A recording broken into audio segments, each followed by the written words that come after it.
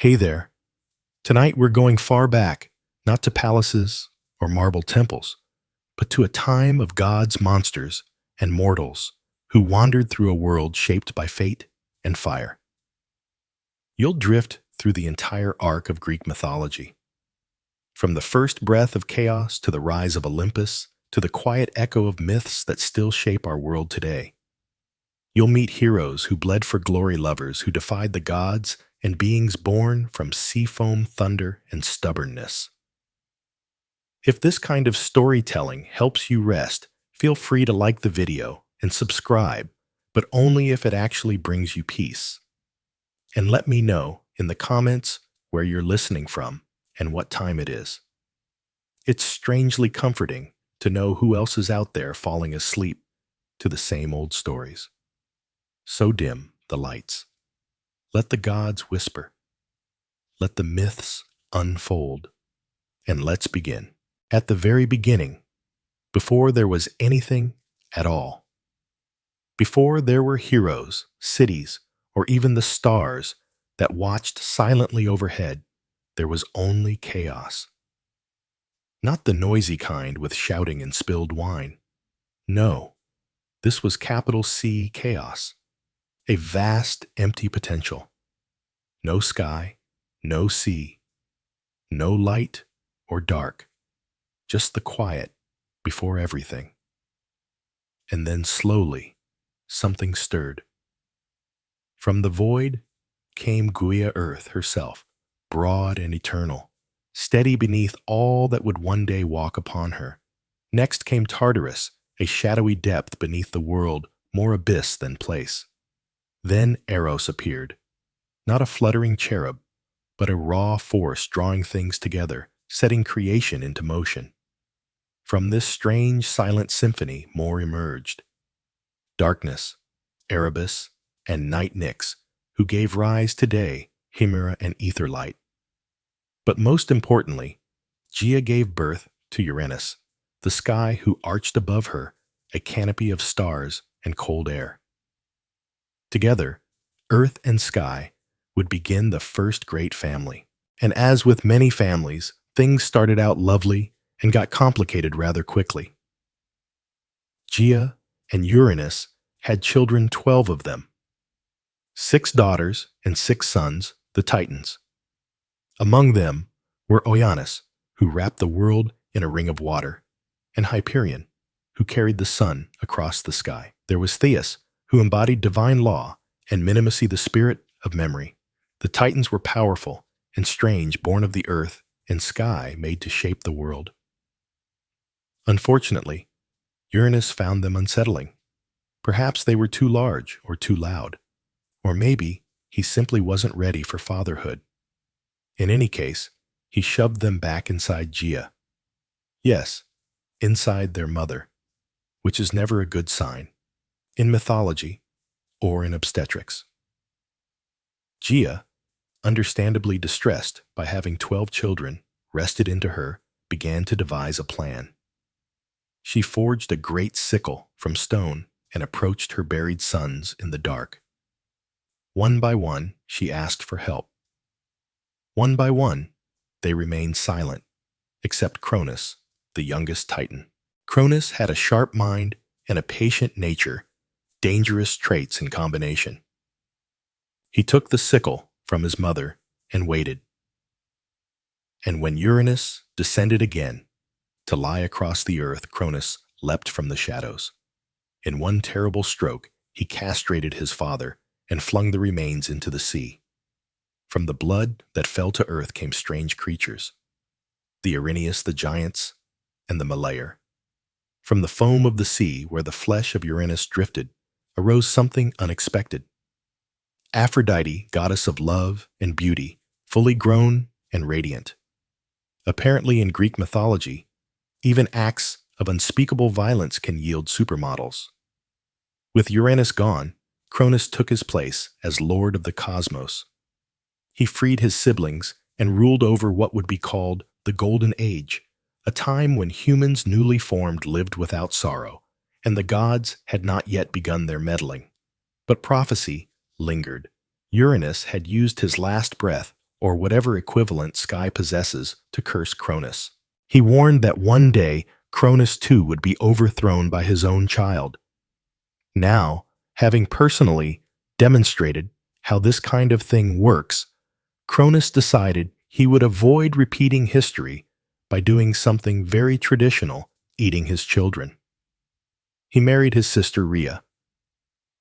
Again, not unusual in divine circles. And every time she gave birth, he swallowed the baby whole. Hestia, Data, Hera, Hades, Poseidon. Down they went, swallowed one by one, trapped inside the dark of their father's belly. Rhea was horrified, and after losing 5 children to this culinary paranoia, she came up with a plan. When her 6th child was born, she wrapped a rocking cloth and presented it to Cronus. Ever the efficient tyrant, he swallowed it without checking. The real baby Zeus was whisked away to the island of Crete, hidden in a cave, and raised by nymphs and a divine goat named Amla. There, under the dripping stone ceiling of the cave, Zeus grew. He was fed, loved, and trained in secret. He listened to stories of the siblings he had never met, siblings still alive but imprisoned within their father. And as he grew taller and stronger, so too did his resolve. One day, Zeus left the cave. He disguised himself and entered the court of Cronus as a servant. There, with the help of his grandmother Guia, he slipped a potion into Cronus's wine, something bitter, ancient, and mildly volcanic. Cronus began to cough. Then he gagged. Then, with a noise that would echo in the halls of Olympus for generations, he vomited up 5 fully grown gods and goddesses, and also, of course, a large stone. Reunited at last, the children of Cronus stood together. They were not meek. They had not withered. They were divine and very angry. War was inevitable. The Titanomachy, the war between the old gods and the new, lasted 10 years. Cronus rallied the Titans to his side and took up residence on Mount Olympus. Zeus and his siblings made their stronghold on Mount Olympus. Between them, the world cracked and groaned. At first, neither side could win. Titans were strong, ancient, and terrifying. But the Olympians were clever. And Zeus, ever the tactician, had an idea. He descended into Tartarus, the deepest pit of the underworld where monsters slept. And time grew heavy. There he found the Hecatonarus, massive beings with 100 arms each, and the Cyclopes who had been imprisoned long ago by Uranus for being a little too inventive. Zeus freed them.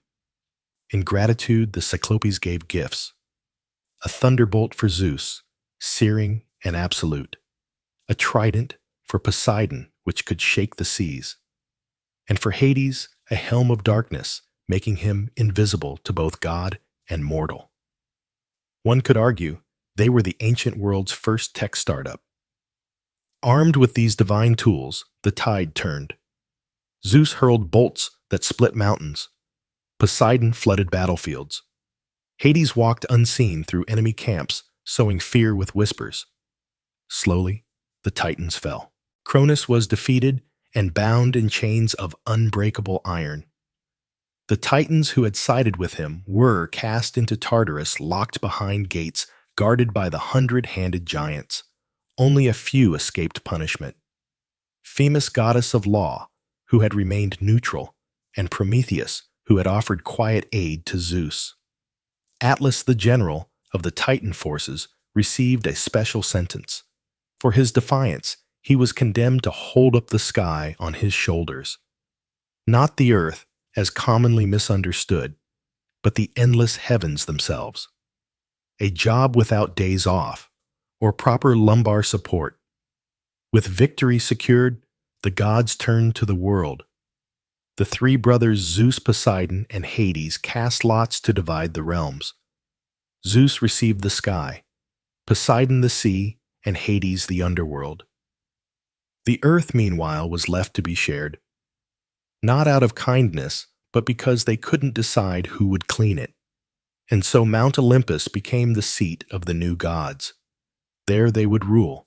There they would fight, feast, and make poor decisions that would echo through mortal lives for centuries.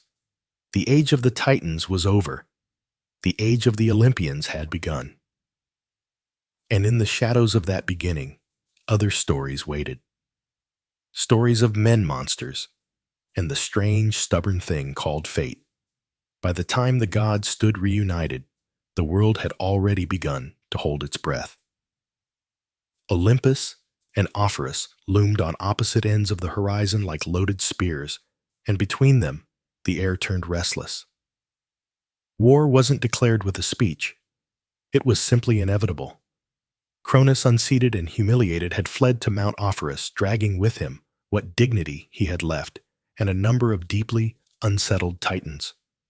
He rallied his old allies, Oianis, Apotus Crus, and others, ancient beings who had once shaped the very bones of the world.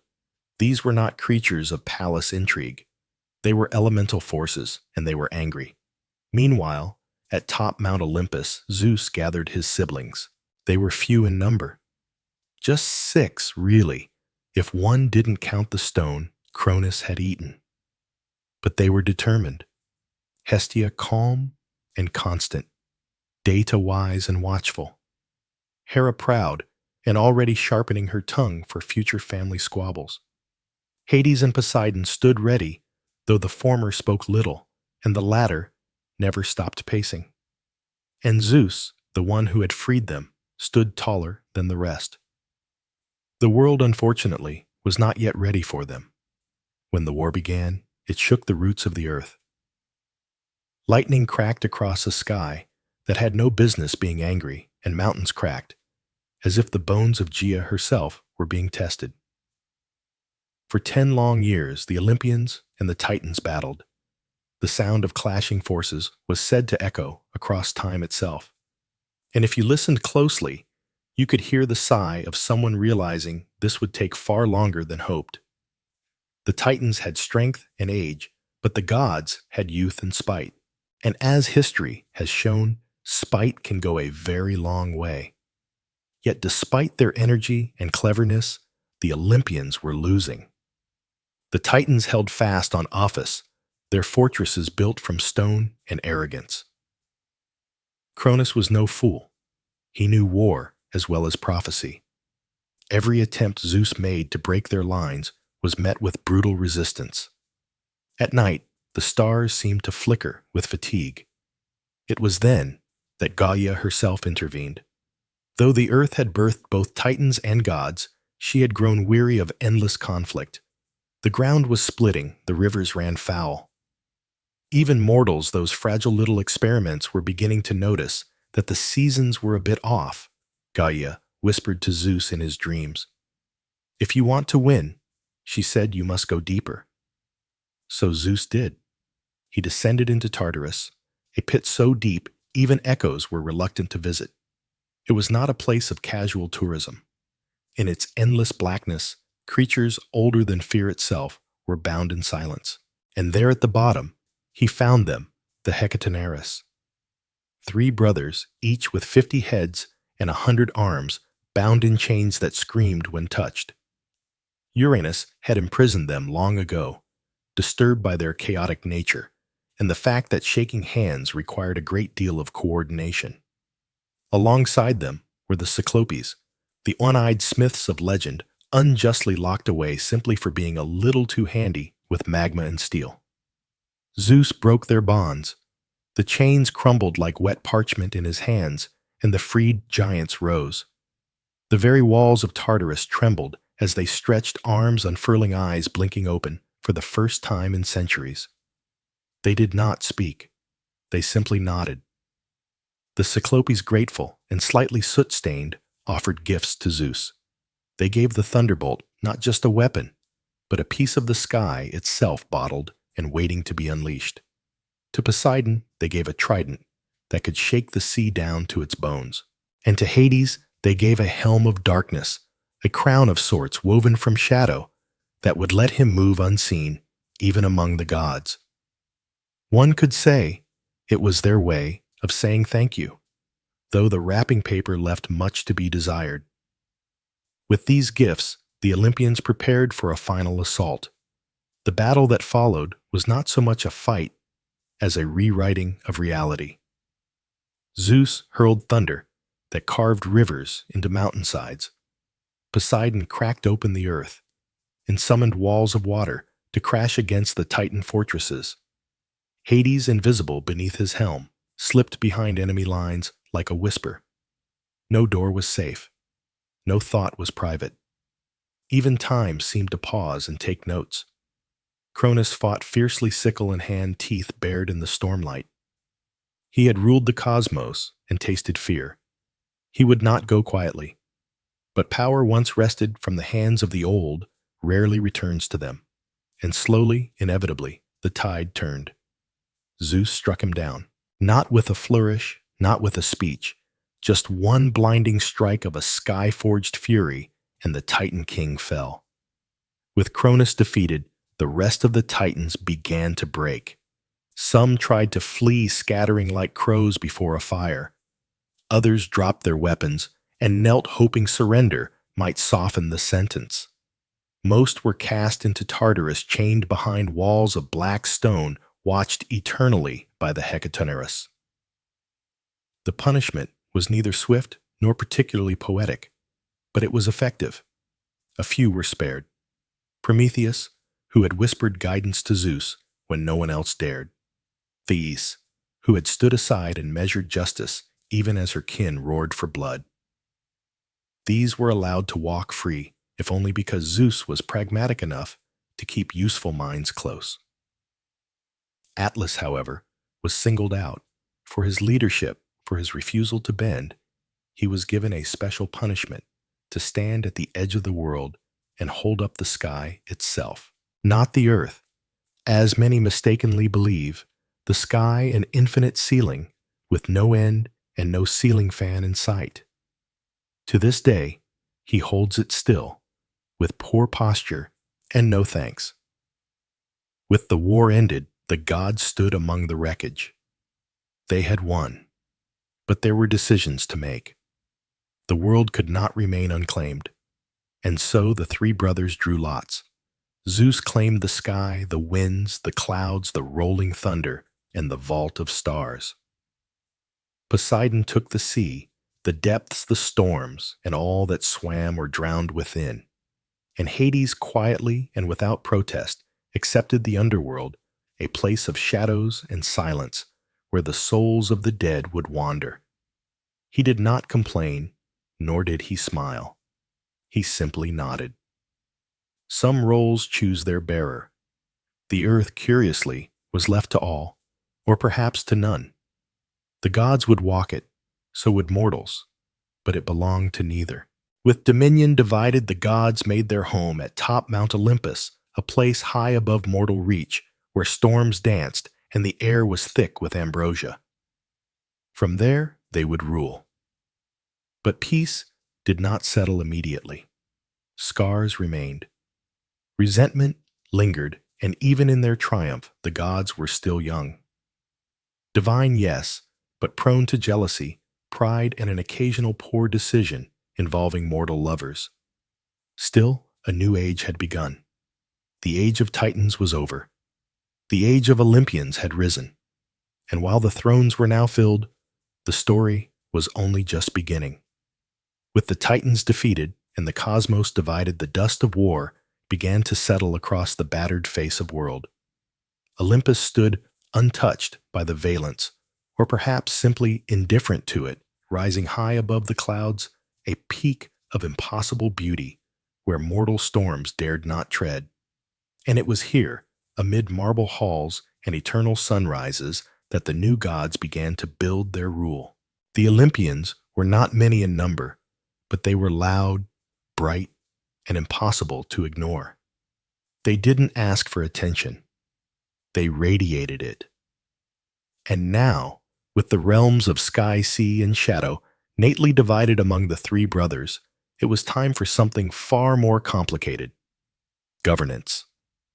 Zeus, now king of the gods, took up his throne at top Olympus with all the grace of someone who had just invented the concept of rulerships 5 minutes ago, and was fairly certain he was excellent at it. He was a god of thunder, yes, but also of law, order, hospitality, and curiously justice, although the latter would soon prove to be more of an optional suggestion. With his thunderbolt in hand and his beard growing increasingly dramatic, Zeus declared the new age begun. From now on, Olympus would be the center of divine power, and he would sit at its center. Zeus ruled the skies, the clouds, the wind, the rain, and the storms. Every roll of thunder was his voice, every flash of lightning his will. He was the judge, the enforcer, and occasionally the problem. He was known to be noble, but impulsive, wise, but easily distracted. And his distractions almost always involved mortal women swans, golden showers, or some deeply questionable combination thereof. Poseidon, in contrast, was less dramatic, but far more volatile. As lord of the sea, he claimed dominion over every drop of water, from the deepest trench to the highest wave. He built a palace of coral and pearl beneath the ocean, surrounded by dolphins and sea beasts, and declared it his own private court. Poseidon was a god of earthquakes as well, which was unfortunate for coastal cities, as he was famously touchy. A bad mood from Poseidon could level entire towns. Still, he was not unkind. He had a soft spot for horses, which he allegedly created, and for sailors whom he alternated between saving and drowning, depending on whether they remembered to offer him wine. Hades, eldest of the three, ruled the underworld, a realm of endless mist and shadow, where the dead arrived not with fanfare, but with quiet inevitability. His kingdom was not a place of fire and brimstone. It was solemn, vast, and cold. Rivers crossed it, the Styx, the Lethe, the Aran, each with its own dreadful poetry. The souls of mortals wandered there, guided by Hermes, and judged in silence. Hades did not reside on Olympus, preferring the company of shades to that of his siblings. He was not evil, nor cruel, merely absolute. Where Zeus thundered and Poseidon surged, Hades endured. His kingdom did not end, and so neither did his watch. And then there were the others. Hia, queen of the Gods, took her place beside Zeus reluctantly and with several raised eyebrows. She was the goddess of marriage and family, which some considered ironic given her husband's frequent adventures in shape-shifting seduction. Hera was proud, sharp, and deeply committed to her role. She did not forget insults, and she rarely forgave betrayals. Her domain included the sanctity of marriage, childbirth, and the defense of women. But she is best remembered for her jealous vengeance, often taken not on Zeus, but on the poor mortals he failed to resist. One might argue that she confused marital fidelity with pest control. Data, goddess of the harvest, tended to the earth. It was she who made crops grow and seasons turn. When she walked, the field's grain sprouted behind her feet. She was calm, maternal, and warm, but not to be crossed. The world would learn this lesson the hard way in time. Hestia, the gentlest of the Olympians, ruled over half and home. She received the first portion of every sacrifice and kept the fire burning in every city.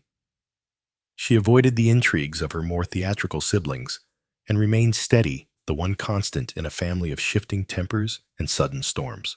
And then came Athena, born fully grown and armored from Zeus's skull, a detail best left unexamined.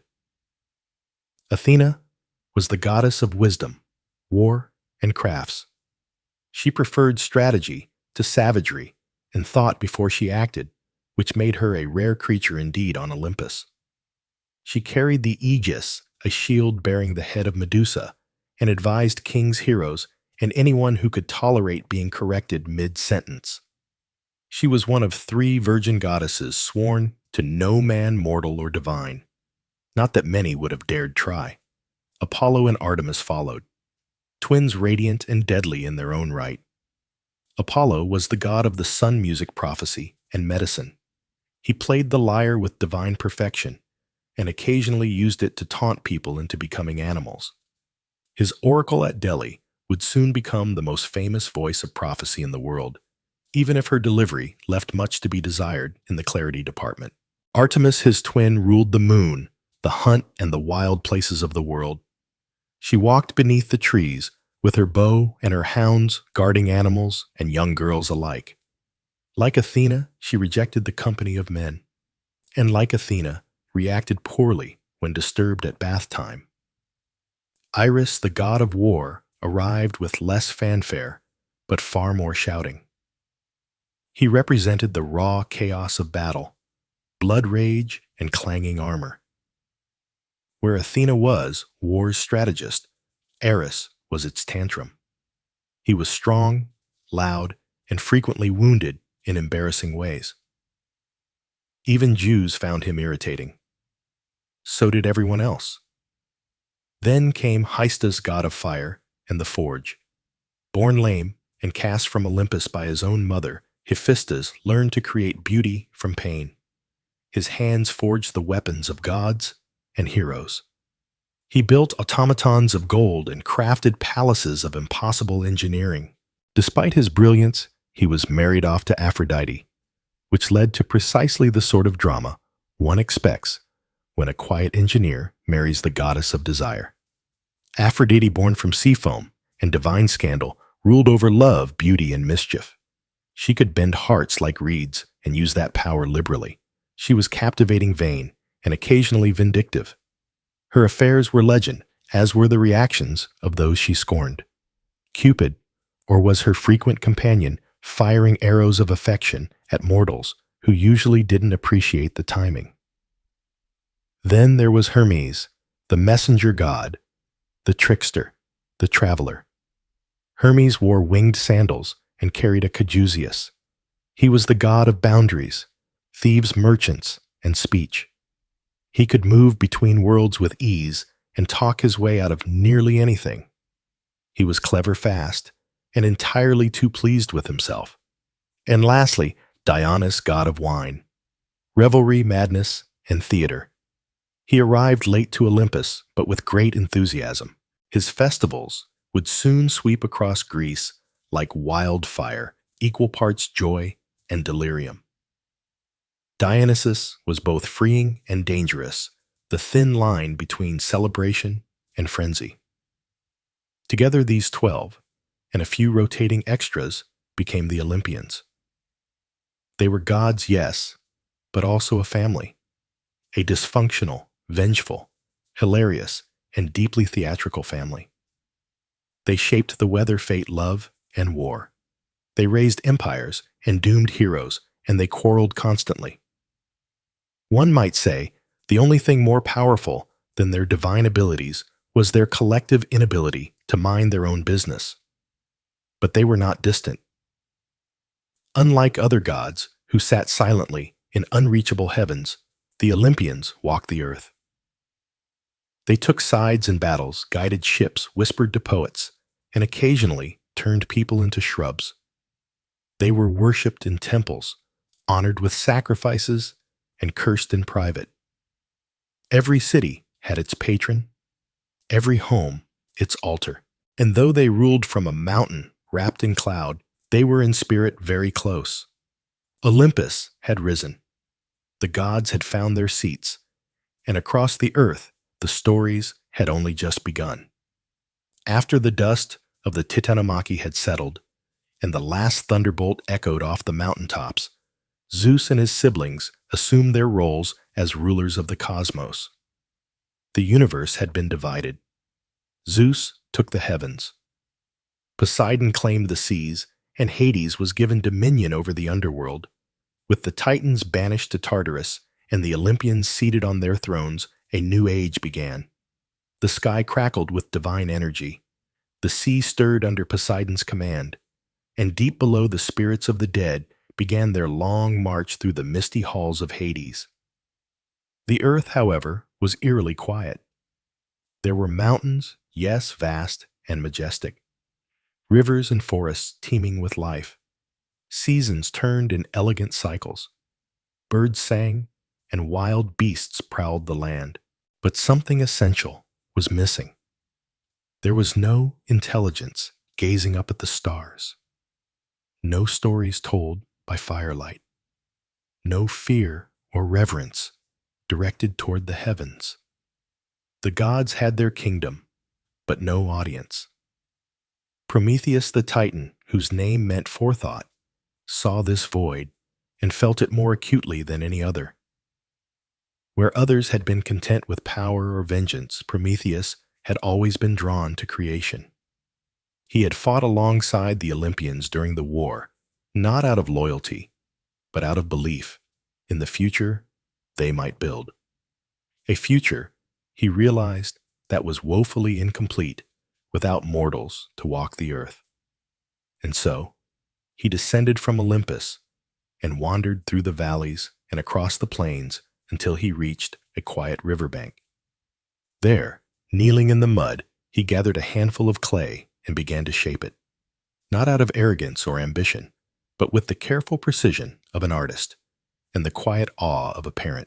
He molded limbs, curved a spine, added fingers to grasp, feet to roam, and eyes that could marvel at the sky. He formed mouths not just to eat, but to question, to sing, to tell stories that would outlive them. When the forms were ready, he breathed life into them, a divine breath. Not just air, but spark and soul, thought and fire. These were not animals. They were not gods. They were something entirely new. They were humans. At first they were clumsy. They stumbled through the forests, confused and curious. They lacked claws, fur, or fangs. They feared the dark, the cold, the howl of wolves. But they learned quickly. They made tools of stone, mimicked the calls of birds, and formed crude shelters from branches and leaves. They were fragile, yes, but endlessly inventive.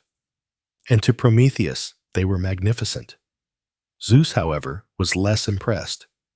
From his golden throne on Olympus, he looked down at these new creatures and scowled. "They look like us," he said, voice thick with suspicion. "They were inspired by us," Prometheus replied evenly. "They're weak. Look at them. They don't even know how to survive a frost. They can learn." "They shouldn't be learning. They should be worshiping," Zeus muttered. Prometheus said nothing. Zeus frowned. "Don't give them too much. Let them remain grateful." Prometheus nodded outwardly, but in his heart he disagreed. He continued to watch his creation, and what he saw troubled him. The humans cowered in caves when night fell trembling in the cold. They ate their food raw, risking sickness. Their lives were short, their progress slow. What they needed, Prometheus knew, was fire, but fire was forbidden. It was divine, reserved for Olympus alone. It burned in Hestia's hearth in Istus's forge. No mortal was allowed to touch it. Zeus had declared it so, and his word was law. Prometheus stole it anyway. One night, while Olympus was shrouded in sleep and starlight, Prometheus crept to the half of Hestia. He plucked a single coal from the eternal flame and tucked it into a fennel stalk. An ordinary plant with a hollow stem, perfect for concealment. He slipped away, descending from the heavens with his precious, smoldering gift. When he gave it to humanity, the world changed. With fire, they transformed the night. They warmed themselves, cooked food, and forged stronger tools. They began to gather around flames and tell stories, to pass on knowledge, to dream. Smoke rose from their halves like prayers. Fire became a symbol of everything that made them different from beasts, everything that hinted at the divine within them. Zeus was furious. "You gave them fire," he roared, lightning crackling at his fingertips. "They needed it," Prometheus said. "They will challenge us. They will forget to fear, They will flourish.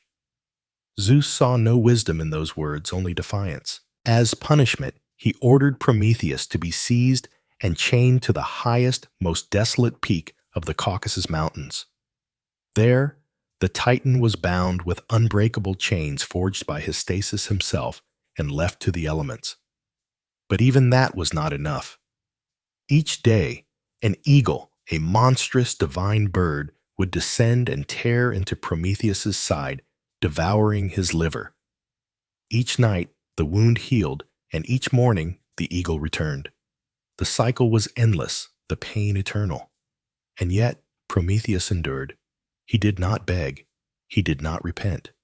For in the far distance, he could still see the smoke of fires rising from human villages. His suffering, he believed, was a fair price. But Zeus was not finished. Prometheus had given humanity a gift. Now Zeus would give them one too. A gift wrapped in beauty, charm, and danger. He called upon Hystas once more, and the gods fashioned a woman from clay. She was shaped with care and gifted by each Olympian.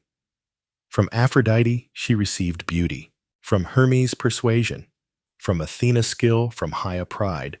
But from Zeus she received something else entirely, curiosity. They named her Pandora, meaning all gifted. To her, Zeus gave a sealed jar. Do not open it, he warned. No matter what you hear, no matter what you feel, leave it closed. And then he sent her down to earth. Prometheus, from his distant prison, had no way to warn his brother Epimetheus, who welcomed Pandora without hesitation. She was clever, kind, and filled with questions. She admired the humans, asked about their ways, their stories, their tools. But the jar haunted her. It sat quietly in their home, sealed tight, and yet it pulsed with mystery. What lay inside? Why was it forbidden? What would happen if? And one day, her curiosity won. She opened it. From within the jar exploded a torrent of miseries: disease, envy, sorrow, madness, greed, war. All the suffering the world had never known before now poured into it. Pandora cried out and tried to close it, but the damage was done. She fell to her knees, trembling. But from the depths of the jar, she heard something else, something soft and steady: hope. The last thing in the jar, the only thing that had not escaped. She closed the lid gently, keeping hope inside. And though the world was now filled with pain, with loss, and with fear, it also had hope. Humanity, for all its grief, did not fall. They fought, they mourned, they loved, and they tried again. Chained to the wind-blasted crags, Prometheus would sometimes close his eyes and remember the day he gave them fire. Not the theft, not the flight from Olympus, but the moment he watched their faces light up. He remembered how one child reached out to touch the flame and quickly pulled back, laughing eyes wide with awe. He remembered the old woman who used it to cook food for the first time, the astonishment on her face when she realized the tubers didn't taste like soil anymore. That was the moment he knew he had done the right thing. The humans, meanwhile, evolved quickly. Fire allowed them to settle to cook, to forge tools from bronze and iron. They began to sing, not just out of fear or grief, but joy. They created rituals around fire, danced beside it. Married before, it whispered secrets into its embers. Their societies grew crude, but determined, with fire at the heart of every village. And Pandora, she was not wicked. She had not opened the jar out of malice. She had wept not just for the pain she had released, but for the betrayal she felt from the gods who had made her a weapon. From the silence of the heavens, when she cried out, but hope had spoken to her too. Not in words, but in warmth, in stillness. It reminded her that even if she had been used, she was not beyond forgiveness. Zeus, in time, came to realize the humans would not be wiped away. They were tenacious. They prayed, they cursed, but they kept building, and their fires never went out. By the time Zeus had secured his place on the throne of Olympus, one might have hoped he'd settle into the routine of celestial leadership, passing judgment, throwing the occasional thunderbolt, maybe hosting a divine banquet or two. Instead, Olympus quickly became less a seat of power and more a swirling court of rumors, jealousies, and very loud arguments. At the center of it all stood Zeus, king of the gods and serial destroyer of trust. For all his power and wisdom, Zeus had one consistent weakness: mortal women and nymphs and goddesses, and occasionally things that only looked vaguely like women. His tastes were eclectic, his disguises inventive, and his timing by all divine accounts terrible. But the one being who could never quite overlook these indiscretions was his wife Hera, queen of the gods, goddess of marriage, and patron of eternal grudges. Their marriage was in the politest terms an ongoing diplomatic crisis.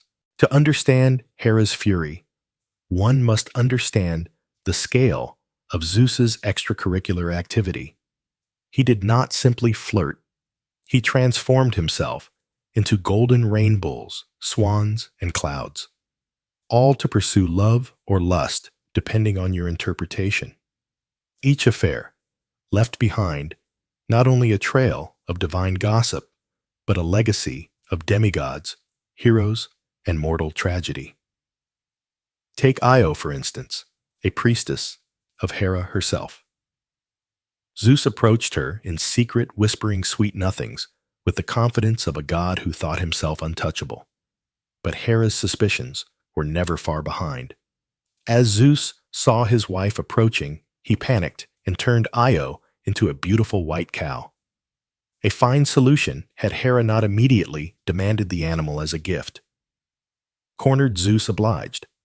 Io, now thoroughly born, was handed over to Haia, who promptly assigned Argus Panoptus, the 100-y guardian, to keep watch. To free Io, Zeus enlisted Hermes, who lulled Argus to sleep with music before killing him and releasing the poor girl. Haia naturally retaliated by sending a gadfly to torment Io, endlessly stinging her into a frantic journey across the known world. Io's footsteps carved place names into maps: the Ionian Sea, the Bosporus. And though she would eventually reach Egypt and be restored to her human form, her tale was never quite forgotten, nor was Haia's wrath. Another of Zeus's better-known pursuits was Leto, a gentle Tyrannus who bore a quiet dignity and very little interest in becoming the center of a divine scandal. But when she became pregnant with Zeus's children, twins no less, flew into a fury. She decreed that no land under the sun should give Leto sanctuary.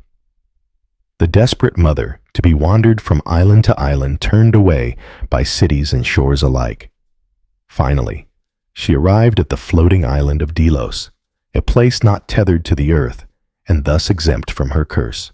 There, after 9 agonizing days of labor, Leto gave birth to Artemis, and then Apollo too, of the most influential gods of Olympus. Haia had tried to delay their entry into the world. What she got instead were 2 children who would shape mythology forever: Apollo, the god of light music and prophecy; Artemis, the goddess of the hunt and guardian of the wild. Both remembered what their mother endured. And then there was Semele, a mortal woman from Thebes, who, unlike Io or Leto, did not flee Zeus's advances. She loved him, and for once, Zeus loved her back. But this story too did not end well. Hera, in one of her more cunning moods, disguised herself as an old nurse and visited Semele, planting seeds of doubt in her mind. "If your lover is truly Zeus," she said sweetly, "should he not reveal himself to you in all his glory?" Semele, young and trusting, asked Zeus to do just that.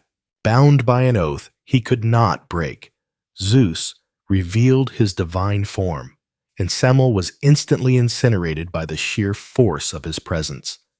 It was, to put it mildly, not the romantic climax she had imagined. Yet from the ashes came Dionysus. Zeus rescued the unborn child by sewing him into his own thigh until he was ready to be born. A detail rarely featured in lullabies.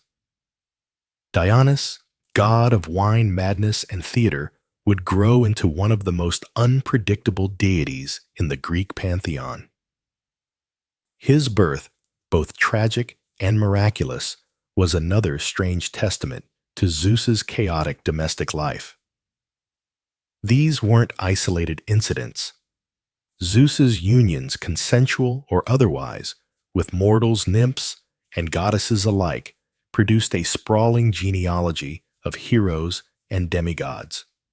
Heracles, born of Alcane. Perseus, son of Da. Helen of Troy, supposedly hatched from an egg after Zeus seduced or assaulted her mother, later in the form of a swan. The stories vary in tone, but are united by their consequences. Human history and myth was shaped by divine passion and Hera's furious fallout. Hera's vengeance was rarely directed at Zeus himself. He was king, and even she, powerful as she was, could not overrule his will. Instead, her fury fell upon the women he seduced and the children they bore. Sometimes this meant banishment, sometimes torment, sometimes the slow corrosion of fate. In Heracles' case, it meant a lifetime of madness and suffering designed to humble even the strongest son of Zeus. But Ha was more than just a jealous wife.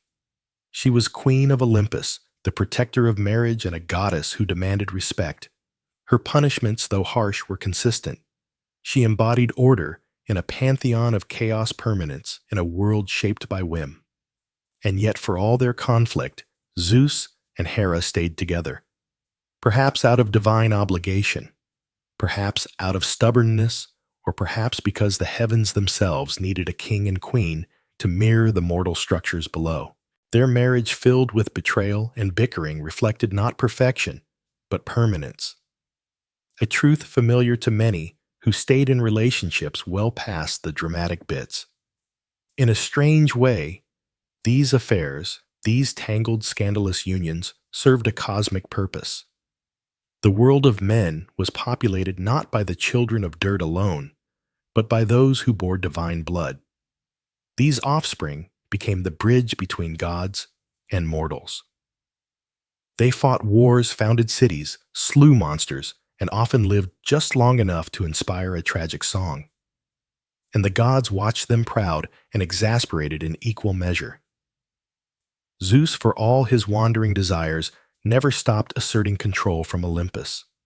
Hera, for all her grievances, never relinquished her crown.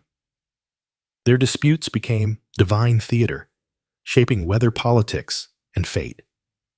One thunderbolt from Zeus might signal a divine tantrum. One withering glance from Hera could doom a kingdom. And mortals, those unlucky enough to fall into their drama, rarely escaped unscathed. So the gossip of Olympus continued. Mortals whispered about gods falling in love and being punished for it. Nymphs avoided cloud-shaped strangers. Kings built temples in Hia's name, hoping to avoid her eye. And the world spun on, tangled in the affections and fury of its heavenly rulers. For all the chaos Zeus caused, and for all the revenge Hera unleashed, there was one constant. Their stories lived on. Told in temples and whispered around half-fires, they became the myths that explained not just thunder and childbirth, but betrayal, jealousy, and the strange persistence of love. And somewhere high on Olympus, or hidden in the clouds, Zeus likely smiled at another mortal girl, and her sharpened her stare. And for mortals, These stories weren't simply entertainment. They were cautionary tales, moral blueprints, and strangely comforting explanations for the unexplainable. Why did love so often lead to tragedy? Why were some people born into greatness while others were fated to suffer? The myths offered answers, albeit ones dressed in divine drama and poetic injustice. Children who grew up hearing these tales knew better than to tempt fate or gods. Young lovers invoked Aphrodite's name with trembling lips. Expectant mothers whispered prayers to hear her begging her not to take offense at their happiness. Farmers left offerings at roadside shrines, not just for harvest, but in hopes that their daughters might be spared the attention of wandering gods. And yet, despite the pain in these tales, there was something beautiful in them too. Even the gods, for all their power, were tangled in longing and fury, guilt and pride. They hurt each other. They stayed in messy marriages. They mourned what they destroyed. It made the cosmos feel less like a cold, perfect machine and more like a mirror, one where human hearts could recognize their own flaws in celestial form. For all their immortal glory, the gods were never far from mortal emotion. And that perhaps is why we still tell their stories. By the time the gods had firmly established their places at top Olympus and etched their names into temples and myths across the Greek world, one question still lingered among mortals and immortals alike. Who among all these divine beings would guide civilization forward, not just with strength or power, but with wisdom, skill, and something more lasting than conquest? The answer, as it turned out, would emerge not through war, but through a contest. At the heart of this tale was a fledgling city, a coastal settlement nestled between rocky hills and the sapphire waters of the Aegean. The people who lived there were resourceful but uncertain. They had stone, they had salt, they had sun, and they had gods. What they needed was a patron one who would watch over them, protect them, and give their city a name worthy of the ages. Two gods stepped forward. The first was Poseidon, lord of the sea, earth shaker, tamer of horses, and occasional flood enthusiast. He was powerful, proud, and loud. At the second was Athena, goddess of wisdom, warfare weaving, and well-timed restraint. She was calm, calculating, and never one to show off unless it proved a point. They both laid claim to the city, and rather than plunge the heavens into yet another divine quarrel, the gods agreed on a challenge. Whichever deity could offer the more useful gift to the people would earn the city's devotion. Poseidon, never one to wait his turn, strode into the heart of the city square and raised his mighty trident. With a dramatic flourish, he struck the rocky earth. The ground trembled. Lightning split the sky for flare, and from the stone burst forth a magnificent spring of water. The crowd gasped. The spring sparkled in the sunlight, cool and clear. Then someone took a sip. It was salt water. Poseidon, god of oceans, had given the city a salt spring. To his credit, it was a beautiful salt spring, glimmering, mysterious, perhaps even good for exfoliating. But as the people tasted it and began coughing politely into their togas, it became clear that salty drinking water was less of a blessing and more of a cautionary tale. Athena waited for the murmurs to fade. Then with quiet grace, she stepped forward. Kneeling beside the parched soil, she pressed her fingers to the earth. From that spot, a small shoot emerged. It grew slowly, gently, until it became a sturdy olive tree, its leaves catching the breeze and its branches heavy with promise. The people gathered close. They tasted the olives, pressed them into oil, rubbed it on wounds, burned it in lamps. They marveled at the tree's shade, its fruit, its longevity. No theatrics, no thunder. Just a tree, a future. The gods judged Athena the victor, and the city was named Athens in her honor. It was a turning point not just for one city, but for the whole mythological landscape. While Poseidon returned to his waves, Athena became a symbol of something new. Intellect over impulse, patience over bluster, growth over spectacle. But Athena was never just the goddess of cleverness. She embodied practical wisdom knowledge applied. She was the patron of architects and strategists, of artisans and thinkers. She didn't just win wars, she prevented them, or at least ensured they were fought wisely. She also had a talent for invention. The bridle, the ship, the chariot, all innovations guided by her unseen hand. Music, mathematics, philosophy. Her gifts shaped them all. While Ares roared across battlefields, Athena quietly built the city that could outlast the war. Still, for all her restraint, Athena was not immune to pride. This brings us to the story of Arachne. In a small town far from Olympus, a young woman sat at a loom. Her name was Arachne, and her weaving was extraordinary. Her tapestries shimmered with life. Scenes of forests and feasts, gods and monsters threaded with color so fine it seemed divine. People traveled for miles to see her work, and Arachne welcomed them with quiet confidence, until one day she began to boast. "They say Athena taught me," she said to a wide-eyed crowd, "but I taught myself, and I weave better than any god." Now, if history has taught us anything, it's that comparing oneself to a god is rarely the start of a restful afternoon. Athena heard the claim, and while she could have reduced the girl's house to rubble or turned her loom into ash, she chose instead to appear in disguise, an old woman stooped with time. "You should be careful," she warned gently. "The gods do not take kindly to such pride." Arachne shrugged. Let her come. I'd challenge Athena herself if she dared." Athena dropped the disguise. The loom fell silent. "I accept," the goddess said. The two began to weave. Athena's tapestry showed the gods in all their glory, regal and wise, mighty and fair.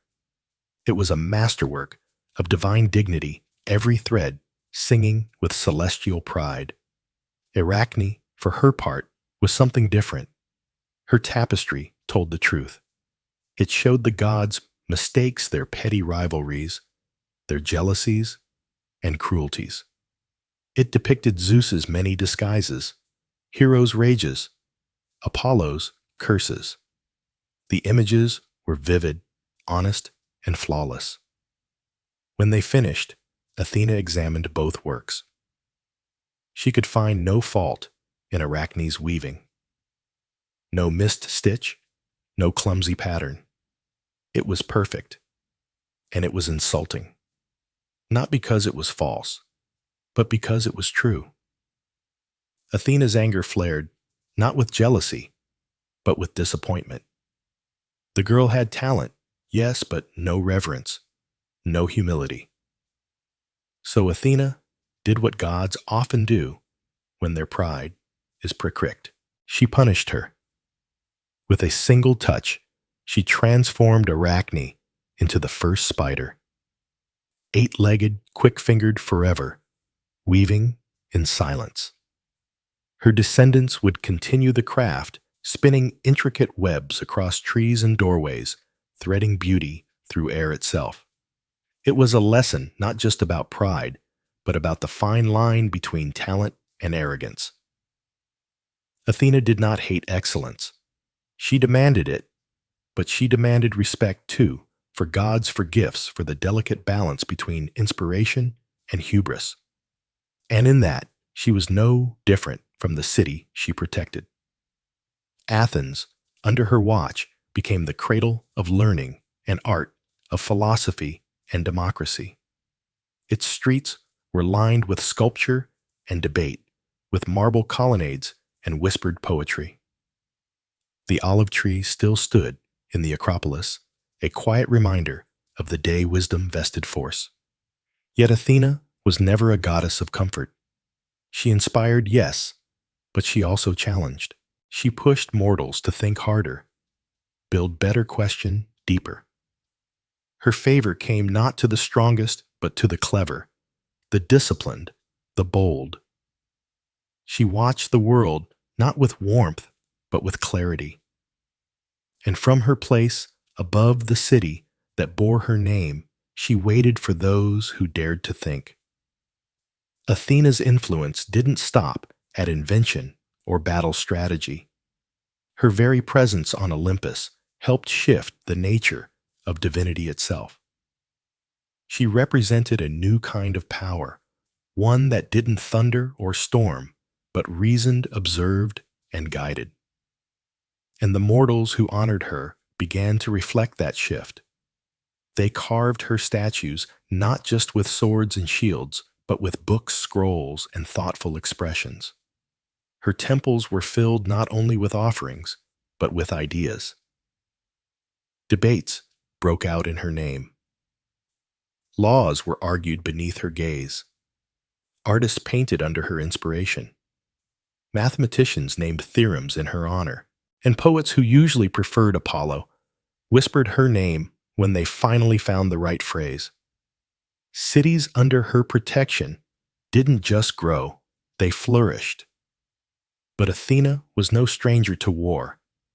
Though not bloodthirsty like Ares, she led battles when they were just. She stood behind Odysseus with every cunning twist he made. She guided Perseus on his deadly quest against Medusa. Her gift was not brute strength, but strategic clarity. She didn't charge first. She calculated first, and then she won. And always she returned to Athens. The olive tree she gifted stood as both a memory and a promise of peace through preparation of beauty, born from simplicity of the quiet strength of something that grows, endures, and feeds. In the hush of night, as lamps flickered across marble porticos and the sea wind rustled olive branches, the people of Athens would look up to the Acropolis.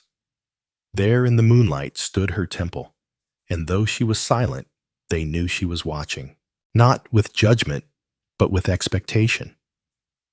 Because to be under Athena's protection was not just to be safe. It was to be challenged to become something more. The birth of the twins Apollo and Artemis was not just the arrival of two new gods. It was a celestial event that shook both Olympus and the mortal world. Born to the Titaness Leto after a grueling 9-day labor and a lengthy game of divine keep-away orchestrated by Hera, these siblings were destined to embody both light and shadow, grace and vengeance. One would command the sun and song, the other the moon and the hunt. And though their domains were beautiful, their wrath would prove legendary. Apollo emerged first radiant, golden, charismatic. Even as a newborn, his eyes were said to gleam like sunrise over calm seas. He was a god of many talents: music, healing, prophecy, poetry, and less humbly, being correct at all times. Artemis followed, calm, and composed, her silence sharper than any arrow. She was the guardian of wild things, the goddess of untamed forests, of childbirth, and of the perfect shot, taken without hesitation. Their childhood was brief. As was customary for Greek gods, the twins were given a few hours to admire infancy before reaching full maturity and heading off to chase monsters, smite arrogance, and cause occasional emotional turmoil. Apollo's first great act came quickly. He remembered his mother's suffering, how the monstrous serpent Python, sent by Haia, had hounded Leto across the lands. Now that he had limbs and divine authority, Apollo sought revenge. He traveled to the base of Mount Parnassus, where Python slivered in his foul temple, oozing poison and ancient spite. Armed with a silver bow, gifted by Hephaestus Apollo, loosed arrow after arrow into the beast, each one whistling through the air like a divine accusation. The creature howled and writhed, but the god did not relent. By the time Python collapsed, The valley was silent. No bird dared chirp. Where the serpent's body fell, Apollo erected a new temple, a place of prophecy and insight to cleanse the stench of fear. This became the Oracle of Delhi, the most sacred site in the ancient world. There, a priestess known as the Pythia would inhale vapors from a crack in the earth, enter a trance, and speak Apollo's truths in riddles. Mortals came from every corner of Greece, desperate for answers, and many left even more confused, but in awe nonetheless. Apollo was radiant, yes, but he was not gentle. Apollo's light could warm the soul or burn it, and his affections, once ignited, were notoriously difficult to extinguish. One day, while striding through the forest with his bow slung over one shoulder and a smug grin under a crown of laurels, Apollo encountered Eros, the god of love more commonly known as Cupid to the Romans. Eros was small-winged and usually overlooked, which made him dangerously easy to underestimate. Apollo flushed with his recent victory over Python and, no longer interested in humility, made a remark. "Careful where you point that little toy balls," he said with a laugh. "Leave real archery to the gods." Eros did not laugh. Instead, he reached for two arrows, one tipped in gold kindling, love, the other in lead, snuffing it out. With calm precision, he fired the golden arrow into Apollo's chest, and the lead one into the heart of a nymph named Daphne, who had been minding her own business nearby. Unaware, she was about to be pursued by a love-struck god with the subtlety of a golden retriever. Apollo's passion ignited instantly. Daphne, struck with utter revulsion, fled. What followed was a desperate and poetic chase. Through meadows and over rivers, Apollo called out declarations of love and sonnetses mid-sprint, while Daphne barely looked over her shoulder. She begged the river god her father for salvation, and he granted it, transforming her body into a laurel tree just as Apollo reached her. Apollo fell to his knees and wept, pressing his hands to the bark still warm. To honor her, he declared the laurel his sacred tree. From that moment on, every poet, every victor, every crowned hero would wear a wreath of Daphne's leaves. A symbol of glory, and a quiet reminder that some things do not want to be caught. Artemis, for her part, was less easily tricked. Fiercely independent and eternally chaste, she roamed forests with her band of maiden huntresses, bow in hand, hair unbound, and a deep mistrust of anyone with a beard. Her wrath, though rare, was decisive. Take the story of Acton. One quiet afternoon, the young hunter stumbled upon Artemis as she bathed in a secluded glade. His eyes widened, his footsteps froze. He did not speak, did not move, but it was too late. He had seen her, and she had seen him. With a single glare, Artemis transformed Acton into a stag. Confused and frightened, he fled, only to be pursued and torn apart by his own hunting dogs, who failed to recognize their master. Artemis did not gloat. She did not grin. She simply returned to the water untouched and unrepentant. She was not cruel, but she was divine, and that meant she expected respect without warning. Their duality. Apollo and Artemis shaped Greek fort in subtle ways. He ruled the sun, she the moon. He gave prophecy, she protected birth. He punished through heat, she through silence. Together they were not opposites, but complements: light and coolness, music and motion, fury and form. Apollo's followers built grand temples. Artemis's devotees left offerings in forest groves, and both, though loved, were feared because both demanded purity, one of intent, the other of self, and both were reminders that beauty, when paired with divinity, could be devastating. Apollo's complexity only deepened over time. He could heal with one hand and curse with the other. When his sacred honor was violated or his pride bruised, he did not always choose forgiveness. He once played a satyr alive for daring to challenge him to a music contest. Marius had played the flute with passion, but Apollo played the lyre with perfection. The Muses declared Apollo the winner. Marius, bound to a tree, declared it unfair. Apollo replied with silence, followed by skinning. Then there was Niobe, queen of thieves, who boasted of her many children, some say 12, others 14, and mocked Leto for having only 2. She forgot, of course, that Leto's 2, Artemis and Apollo, and that neither sibling took criticism lightly. Descending like a storm, Apollo slew her sons, Artemis her daughters. Only one child was spared, depending on which poet you ask. Niobe, once proud and radiant, fled to Mount Sipylus, where she turned to stone. To this day, the mountain is said to weep tears running down her face with every rainstorm, a grief too deep for mortals, too justified for gods. And yet Apollo was not without mercy. He healed as much as he harmed. He protected the young, inspired musicians and whispered to prophets. He had mortal lovers, male and female, whose ends were rarely happy, but whose memories lived in songs and statues. He was in essence a god of contradiction. Artemis, too, bore contradictions. She aided women in childbirth, but demanded their silence in her forests. She blessed the hunt, but protected animals from senseless cruelty. She loathed men's advances, yet often watched over them from the trees. A stern guardian, yes, but also a quiet comfort to those who walked alone at night.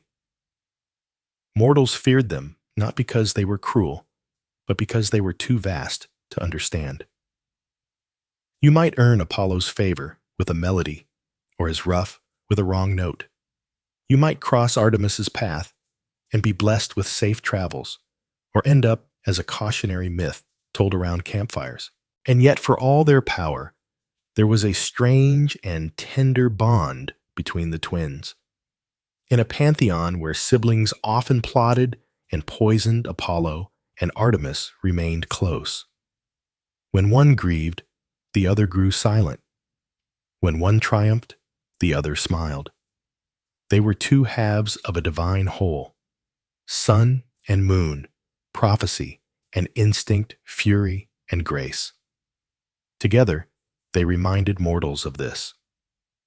Beauty does not equal safety, and power, no matter how radiant, always comes with a shadow. The age of gods was never truly quiet, but for a time it seemed as though the world had found its rhythm. The Olympians ruled from above. The seasons turned. Mortals offered their sacrifices with trembling fingers and hopeful eyes. And yet, for all this balance, there was something brewing, a slow, sullen rot beneath the rituals and hymns. Humanity, it turned out, was beginning to misbehave. They had once been golden, literally. The first humans crafted by the gods lived in harmony. They spoke in song, shared their harvests, and never locked their doors. There were no wars, no greed, no taxes. But the Golden Age, like most good things in myth, did not last. What followed was the Silver Age, a time of decline. The new men were longer of limb, but shorter of temper. They ignored the gods, bickered over sheep, and built walls around their homes. The Silver Age saw the rise of pride, without purpose of labor, without love. They lived longer, but not better. Then came the Bronze Age, and if silver had been a disappointment, bronze was a full-blown crisis. Men forged weapons, not plows, not lyres, not tools, but blades. They carved armor from metal and turned their eyes to conquest. Villages became fortresses. Brothers quarreled over borders. Worship faded. Altars crumbled, and the prayers that once rose like incense now rang hollow, if they came at all. Zeus watched all of this from Olympus. He had seen mortals at their finest, humble, joyous, curious, and now he saw them drunk on their own strength, stumbling into cruelty with alarming creativity.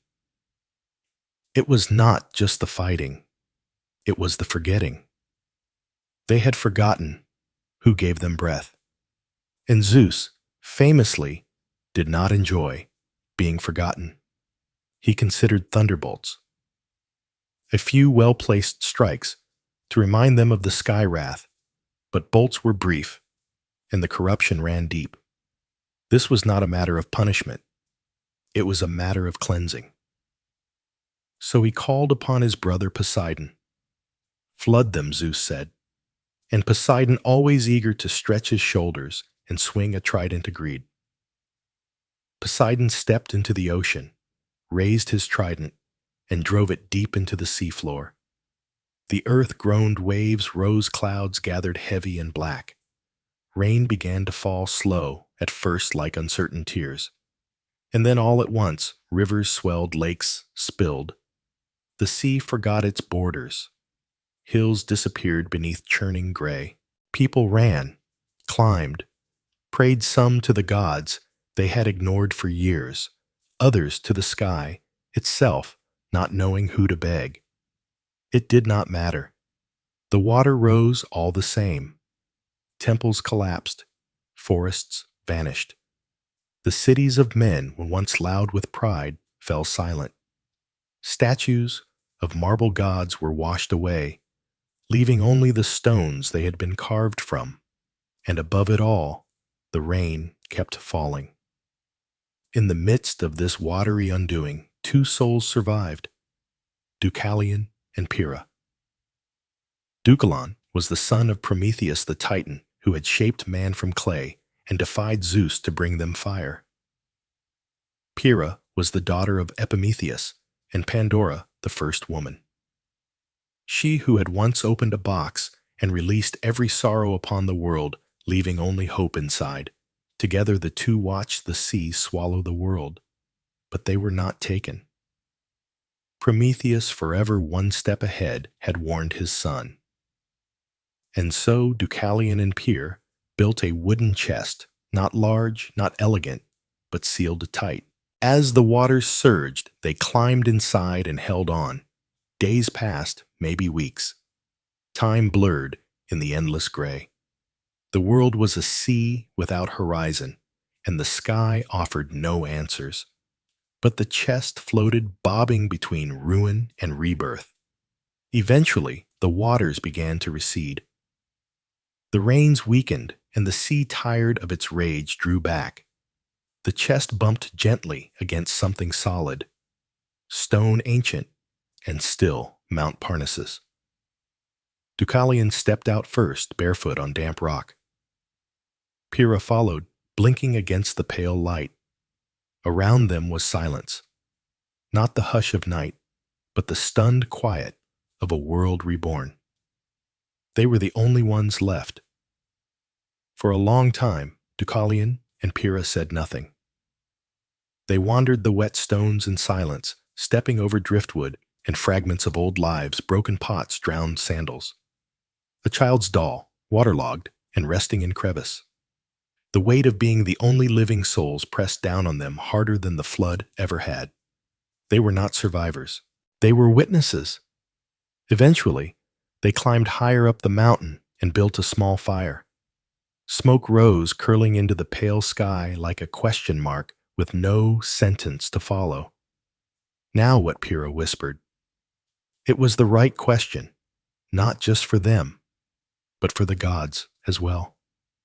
Deucalion and Pyrrha prayed not to Zeus, who had done the flooding, but to Theus, the tightness of divine law and prophecy, older than Olympus and perhaps more compassionate.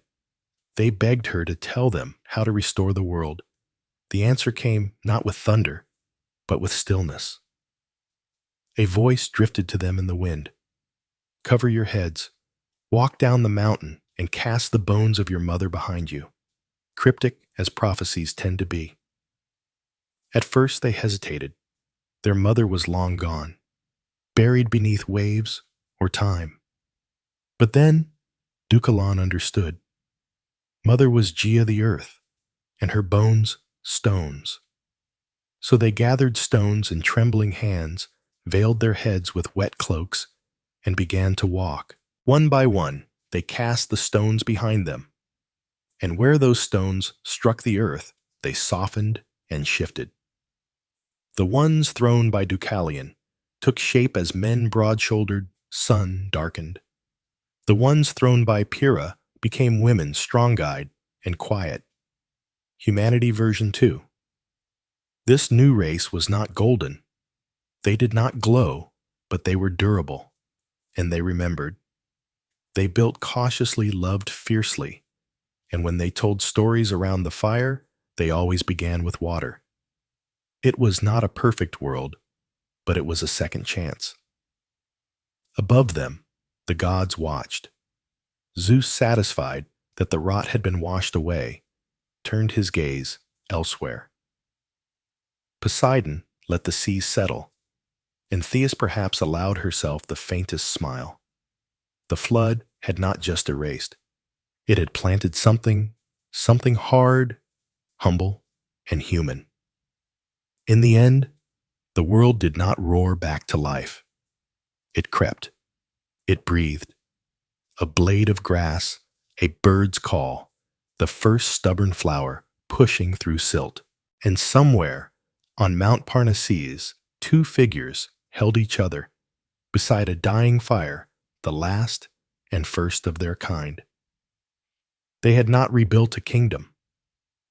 They had restarted a heartbeat, but survival, as Deucalion and Pyrrha soon discovered, was only the beginning. The new world they inherited was not gentle. The soil, though rich, was unfamiliar. The winds carried the scent of salt and memory. Every step they took stirred echoes of temples, lost of voices, drowned of laughter, once carried by bustling streets now gone. Even the sun seemed quieter, as though it too was grieving. Their first nights were sleepless. Every creak of wind over stone, every splash of a distant stream reminded them of the flood, of the silence it left behind. They lit fires not just for warmth, but to remind themselves that life, flickering and fragile, was still burning. They spoke in low voices, as if afraid to disturb the hush. And when they began to plant, to shape clay, to build crude walls from mud and memory, they did so with reverence, as if the earth might reject them again if they rushed. The gods did not speak often after that. They had made their point, and perhaps that was for the best. This time, the world would be shaped more by mortal hands than divine ones. Still, the people who rose from the stones carried a kind of wisdom, one passed not through scrolls or speeches, but through the sheer weight of survival. They did not forget easily.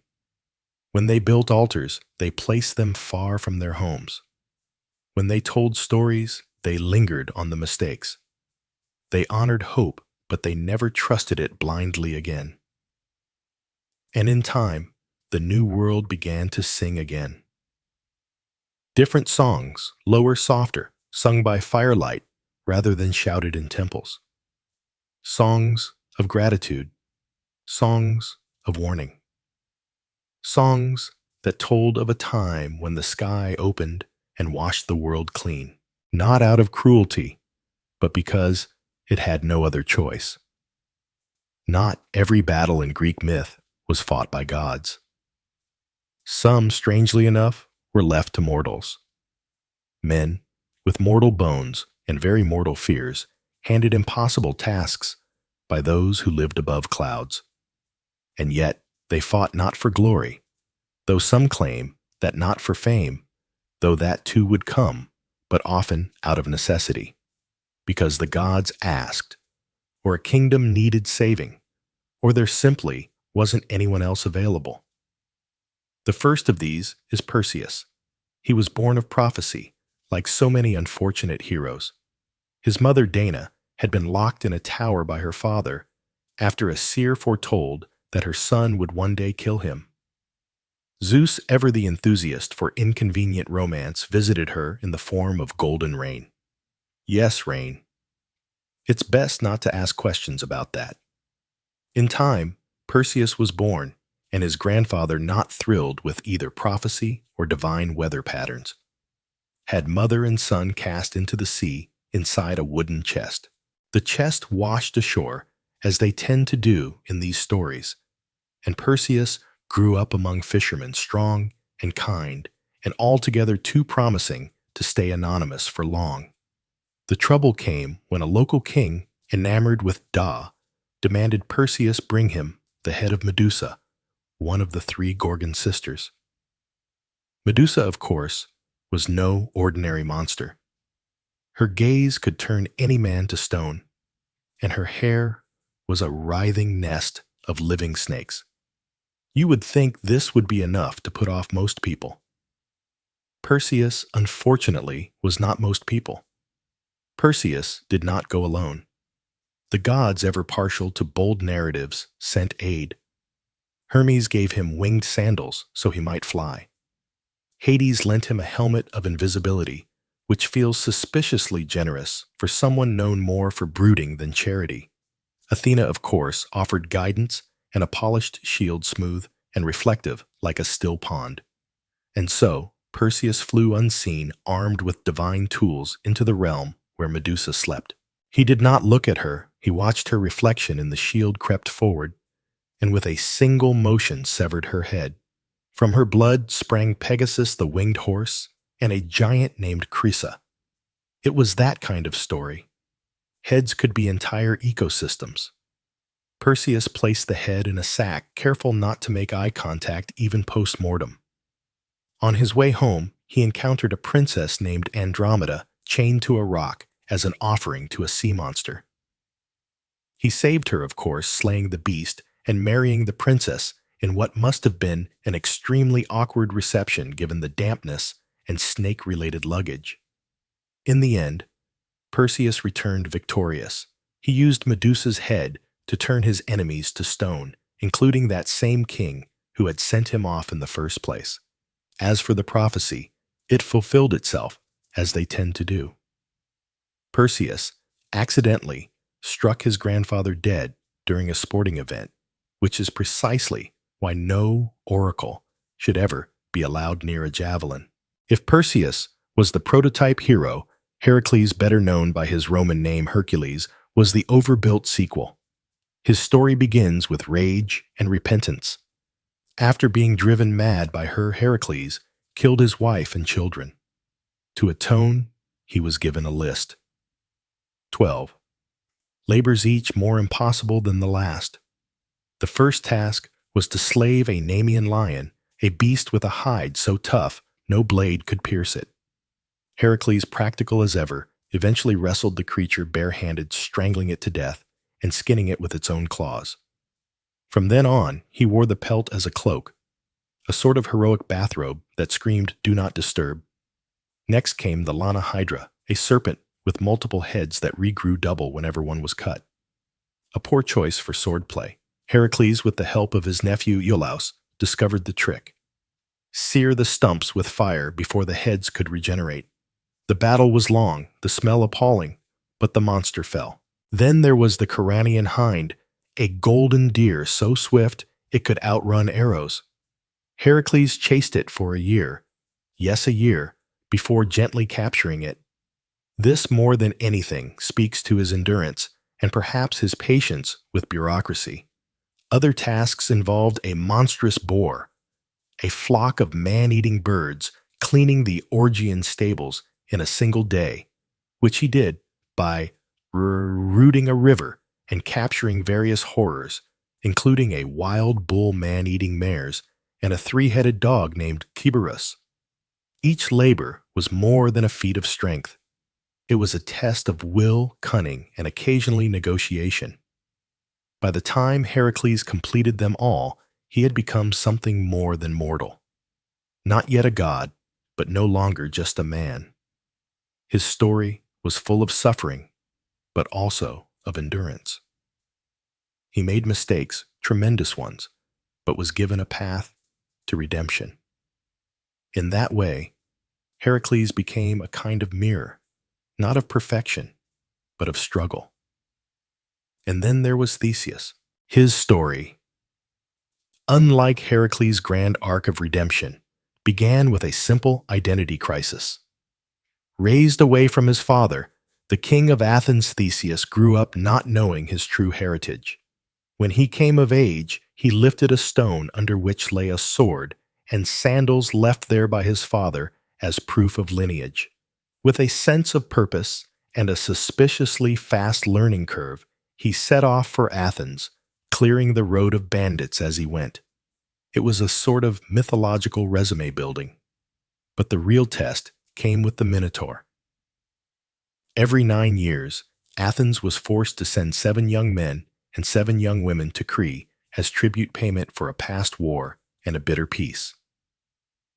They were fed to the Minotaur, a creature half man, half bull, who lived in a labyrinth so complex, even the architect got lost drawing it.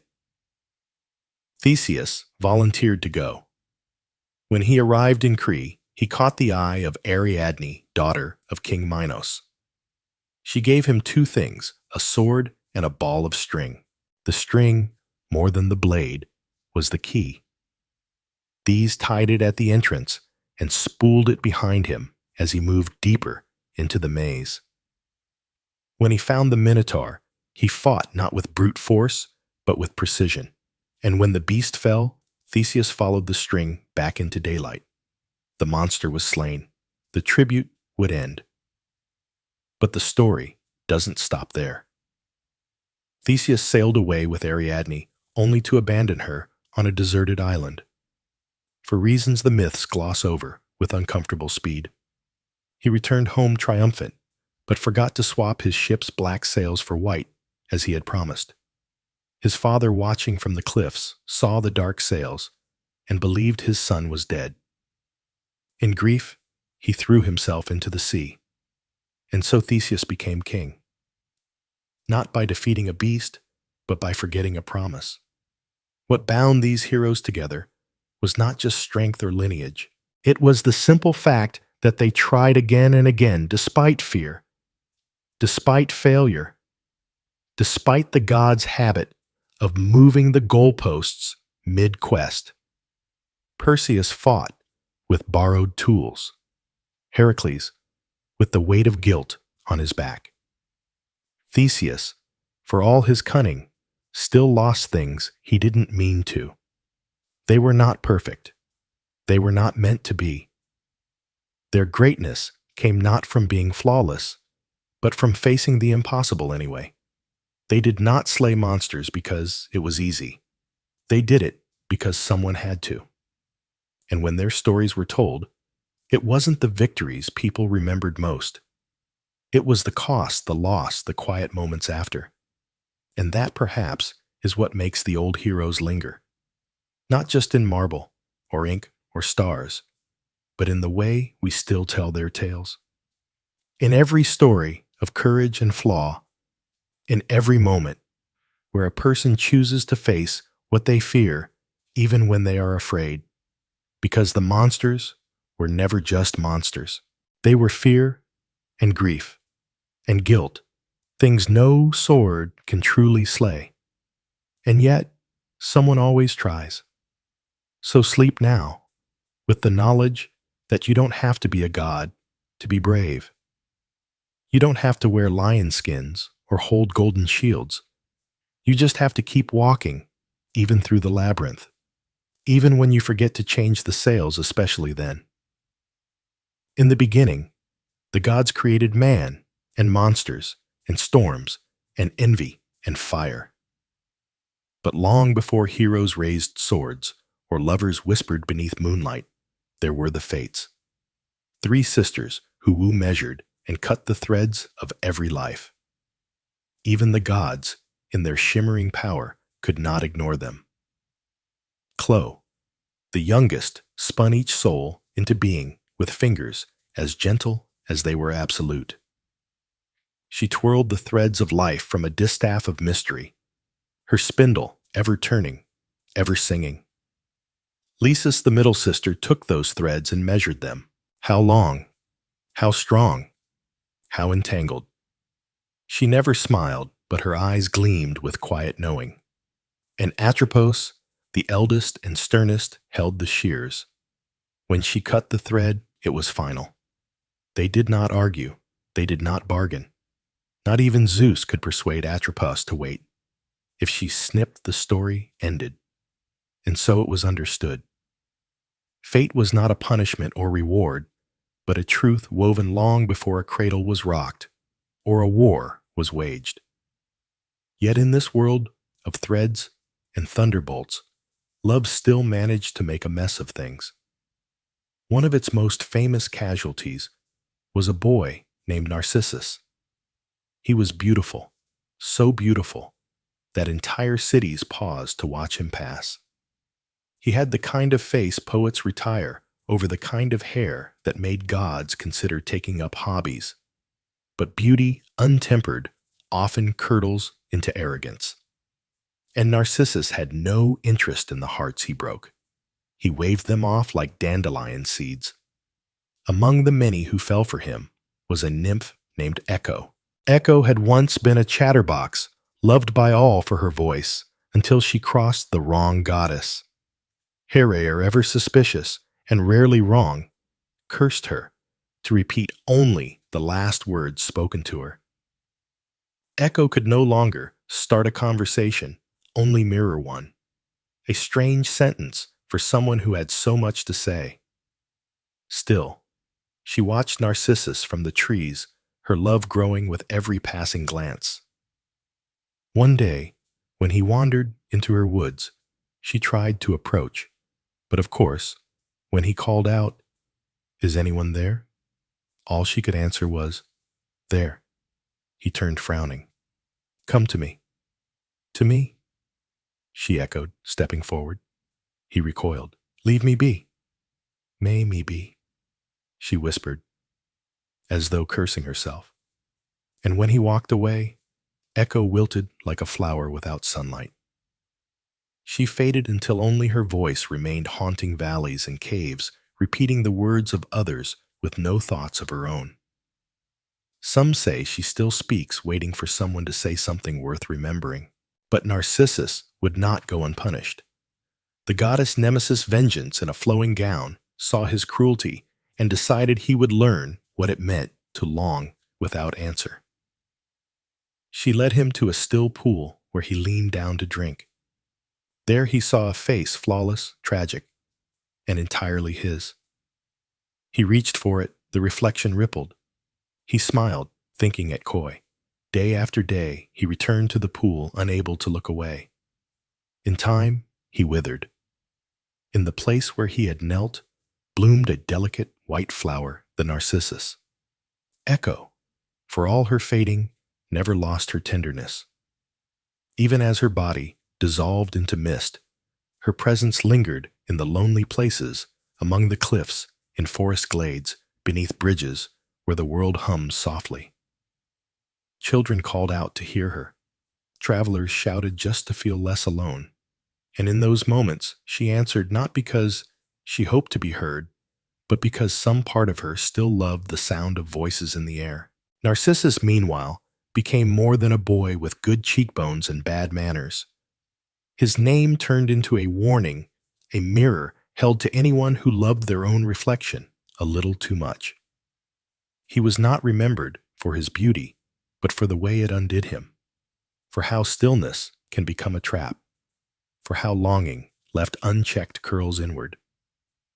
Not all love stories in Greek myth ended in madness or ruin. Some, though strange, carried a kind of wistful magic. Pimonelon was a sculptor, a quiet man who found people too loud, too flawed, too complicated. So he stopped seeking love in the market stalls and began to carve it from stone. He worked for days, then weeks, then months, shaping his perfect woman, from marble eyes, soft, but unblinking lips, poised, but silent.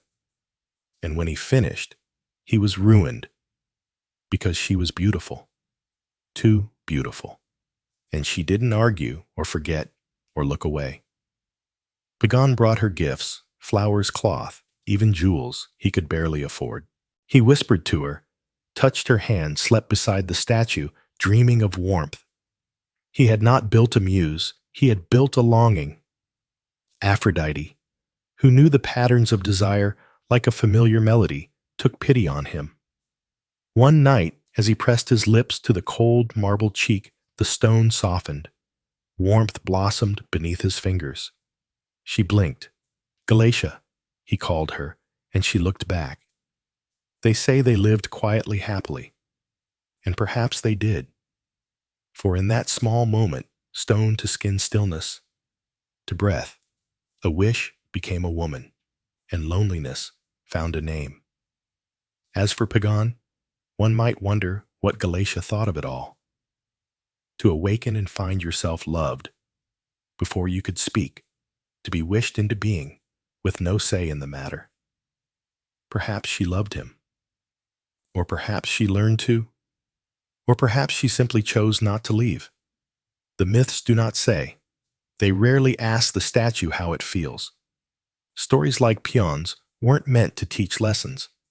They were there to hold something else, some flickering hope that love, even when it seems imagined, might be answered. That even the coldest heart might stir if someone believes in it long enough.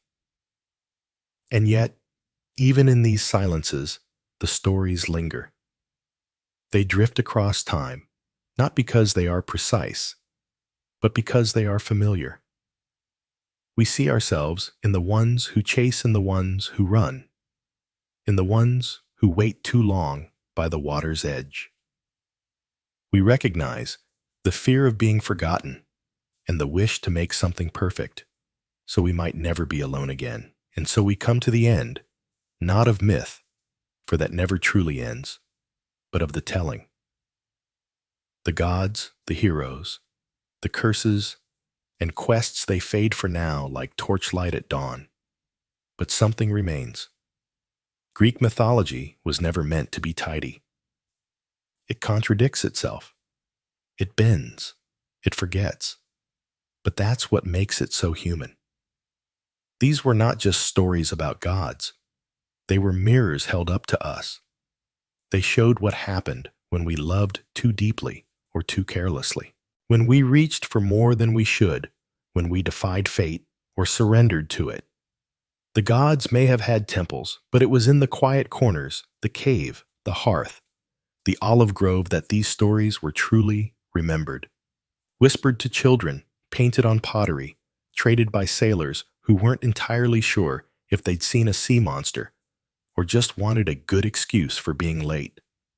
Even now, they persist in the constellations overhead, in words like narcissist and hygiene, in art, in poetry, in how we speak of hope and tragedy. We still long like Pialon. We still echo like the nymph in the woods. And we still wonder what thread the fates are spinning while we sleep. So rest now, traveler of old stories. Let the myths drift and settle. Let their gods climb back to Olympus, and their heroes sheathe their blades. There is nothing to slay tonight, only silence and sleep, and the slow turning of the stars. And perhaps, if you listen closely, you'll hear the spindle spinning still. Congratulations, you've just woken up in ancient Rome. Not in a palace, not in a marble villa, surrounded by fountains and toga-clad servants feeding you grapes. No, you've landed where most people lived, where the plumbing is theoretical.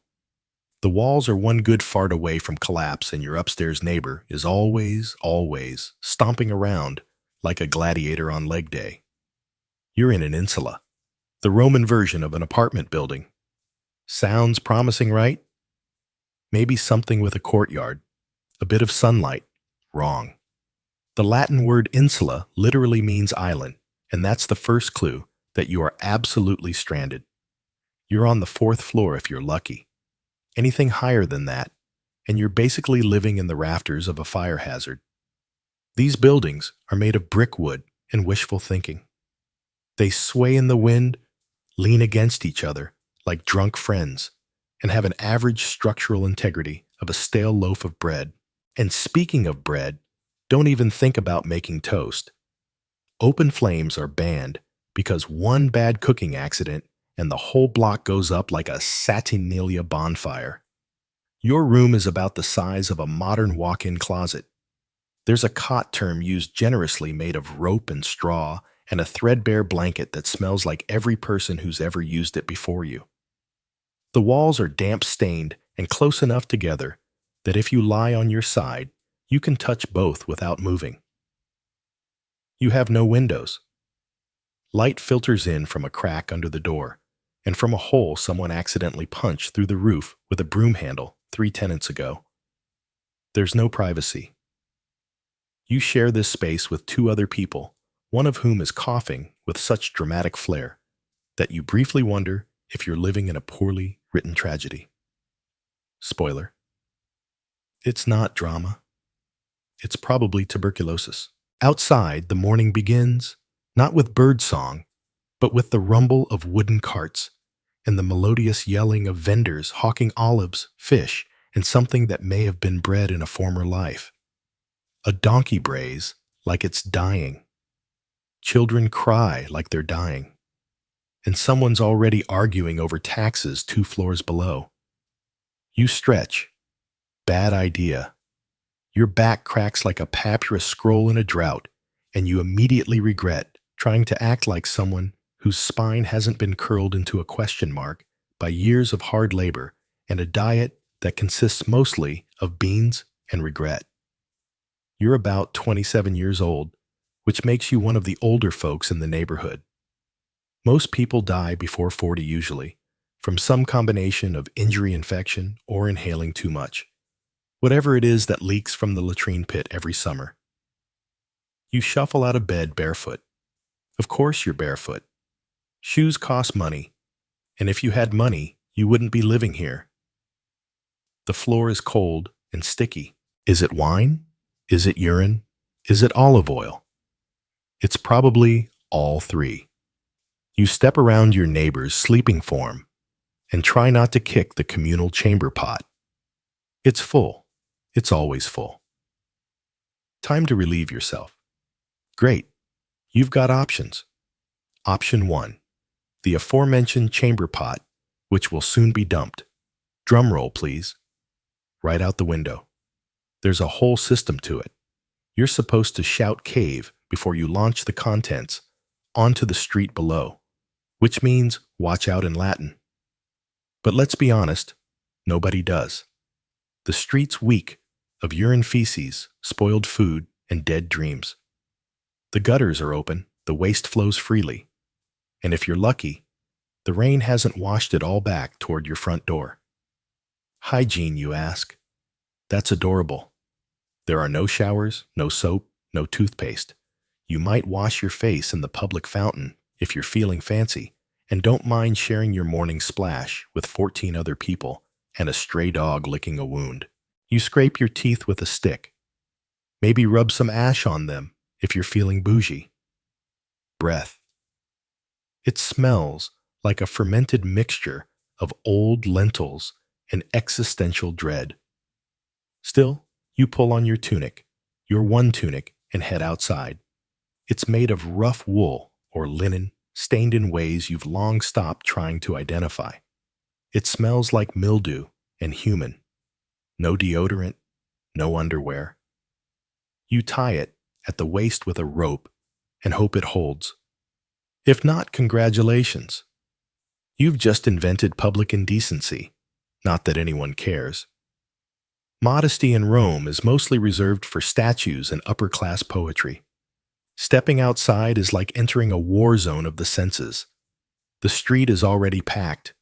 Vendors scream, beggars shout oxen defecate mid-step. Flies swarm in thick clouds over the fish stools. Somewhere nearby, a rooster is being murdered, or possibly just expressing itself. Someone's cooking something that smells like disappointment. Your neighbor's child runs past barefoot and covered in something that might be jam, might be blood, might be both. You make your way down the street toward the communal bakery, one of the few luxuries you share with the rest of your block. You hand over your government-issued grain ration, a lump of barley flour wrapped in cloth. The baker takes it, adds it to the others, and hours later, you'll get back a small, hard, blackened loaf. It's barely edible, mostly ash from the public oven's coals. But hey, it's warm and it's yours, assuming no one steals it first. Breakfast. Sure, let's pretend. If you're lucky, you get a bit of pulse, a thick grill made from boiled grains. It's what most poor Romans eat every day. Grain water, maybe some chickpeas, maybe not. If you're having a good day, there's a drizzle of olive oil on top. If you're having a bad day, the drizzle is rat urine and you don't know it yet. Meat only for the rich. Milk spoils too fast. Cheese. Maybe eggs. Only if you steal them from a chicken that lives under your stairs. Most protein comes from beans, lentils, and dreams. If you want fruit, it better be in season and unspoiled. Otherwise, you're just gnawing on the husk of an overripe fig and pretending it's a plum. You might stop by the latrina, a public latrine, to take care of business. If you enjoy the company of 12 other people doing the exact same thing, the bench has a series of holes, no dividers, and a shared sponge on a stick dipped in vinegar. That's the Roman version of toilet paper. You rinse it, wipe, and repeat. And you wonder why nobody makes eye contact in these places. After all this, it's barely mid-morning. You haven't even started work yet. But before you leave for your day job, which, spoiler, is physically and emotionally crushing, you pause for a moment and look around. The street is alive, smelly, chaotic, dangerous, but alive. Kids scream and chase each other. A street performer juggles knives with questionable skill. A merchant shouts about the healing power of fermented fish sauce. And the city breathes chokes and burps in one never-ending symphony of humanity. Your landlord, never seen him. Repairs. Don't hold your breath. If your building collapses, it's not considered a tragedy. It's considered a Tuesday. Fires are common. So are floods. So is sudden, unexplained death. You're a cog in a system that views you as replaceable. You're not a citizen. You're a warm body in a sense of scroll. Your value is measured in how quietly you suffer. And you will suffer because this is ancient Rome, not the Rome of marble forums and golden laurels, not the Rome of historians and Hollywoods. This is the Rome of slums and soot of crowded insult and chamber pots of grit and groaning humanity. You're not Cicero. You're not Caesar. You're not even close. You're a peasant on the 4th floor praying the 3rd doesn't catch fire again. And it's only the beginning of your day. Congratulations. You've survived your first Roman night without being robbed, choked by smoke, or crushed by your neighbor's drunken body rolling onto your sleeping mat. Not bad. But the gods are generous today. And you've earned the privilege of waking up to the sweet, piercing sound of yelling. It's not an alarm clock. It's never an alarm clock. It's your neighbor yelling at his wife, or the vendor below your window screaming about fish, or the chamber pot hitting the cobblestones after someone above you dumped last night's wine and body fluids out the window. Morning in ancient Rome begins not with birdsong, but with complaints, sewage, and regret. Your eyes crack open to a ceiling so low you could punch it sitting up. You're lying on a straw mat shared with your younger sibling, your cousin, possibly a stranger, who paid your landlord 2 denarii to squat in the corner overnight. The air smells like feet garlic and mildew. You wonder briefly if you died and woke up in Hades, but no, you're still alive. Unfortunately, your home, generously called an insula, is a Roman apartment building made of wood, dreams, and flammable lies. You're on the 3rd floor, which is slightly less deadly than the 5th. Higher up means cheaper rent and a better chance of dying when the whole building inevitably collapses. Down below, the rich enjoy sturdier homes and indoor plumbing. Up here, you enjoy rats, water leaks, and the subtle creaking that reminds you this structure is held together by hope and mold. You swing your legs over the side of your mat and immediately regret it. The floor is damp. It's always damp. Water, wine, blood, who knows? The answer doesn't change the fact that your only sandals were stolen last week, and you've been walking barefoot ever since. You gingerly avoid the sticky patch in the corner and stand stretching your aching back like a cat that's being kicked down a flight of stairs. Time to wash up, you say. Cute. There is no basin, no sink, no soap. You wipe your face with a damp cloth that may or may not have once cleaned your landlord's armpits. Your version of a morning skincare routine involves rubbing oil on your skin and then scraping it off with a curved blade called a strittle, which sounds elegant until you realize it's just ancient Roman exfoliation by pain. You're basically buttering yourself like toast and then peeling it off. If you're lucky enough to live near a bathhouse and have a few coins left, maybe you can get cleaner later. But right now, hygiene is a luxury. You settle for smearing your face with whatever water you find in a communal jar and call it refreshed. Now comes breakfast. Brace yourself. The Roman equivalent of a power breakfast is nothing. The morning meal is called inentaculum, which is Latin for don't get your hopes up. It usually consists of yesterday's bread, hard as marble, and lovingly stored in a mouse-infested clay pot overnight. You soften it by dipping it in watered-down wine, a drink that tastes like vinegar with trust issues. If you're feeling fancy, maybe you get some olives or a smear of garum, the famous Roman fermented fish sauce that smells like low tide and failure. It's Rome's favorite condiment, used on everything from meat to vegetables to moments of crushing despair. It's the ketchup of the ancient world if ketchup were made from rotting mackerel. There's no coffee, no eggs, no fruit smoothie with collagen powder. Your breakfast has one job: prevent immediate death. It succeeds barely. You chew in silence while your neighbors scream about something, probably taxes or bread rations. Or maybe it's that guy on the 2nd floor who keeps sacrificing pigeons in the hallway. You don't ask. The rule of thumb in Roman tenement life is this: the less you know, the longer you live. Once you've gnawed your way through a slice of disappointment and sipped your wine-flavored sadness, it's time to dress for the day. Don't get excited. You have 2 garments: a tunic made from rough wool and a threadbare cloak that's more whole than fabric. The tunic itches, the cloak stinks, and both have been repaired so many times they're basically held together with prayers and the dreams of better fabric. Underwear, hilarious. You tie a belt around your waist to keep everything vaguely attached and hope no one notices. Your left shoulder is always exposed because the fabric keeps sliding off. The rich wear togas, you don't. Togas are for citizens, people with status.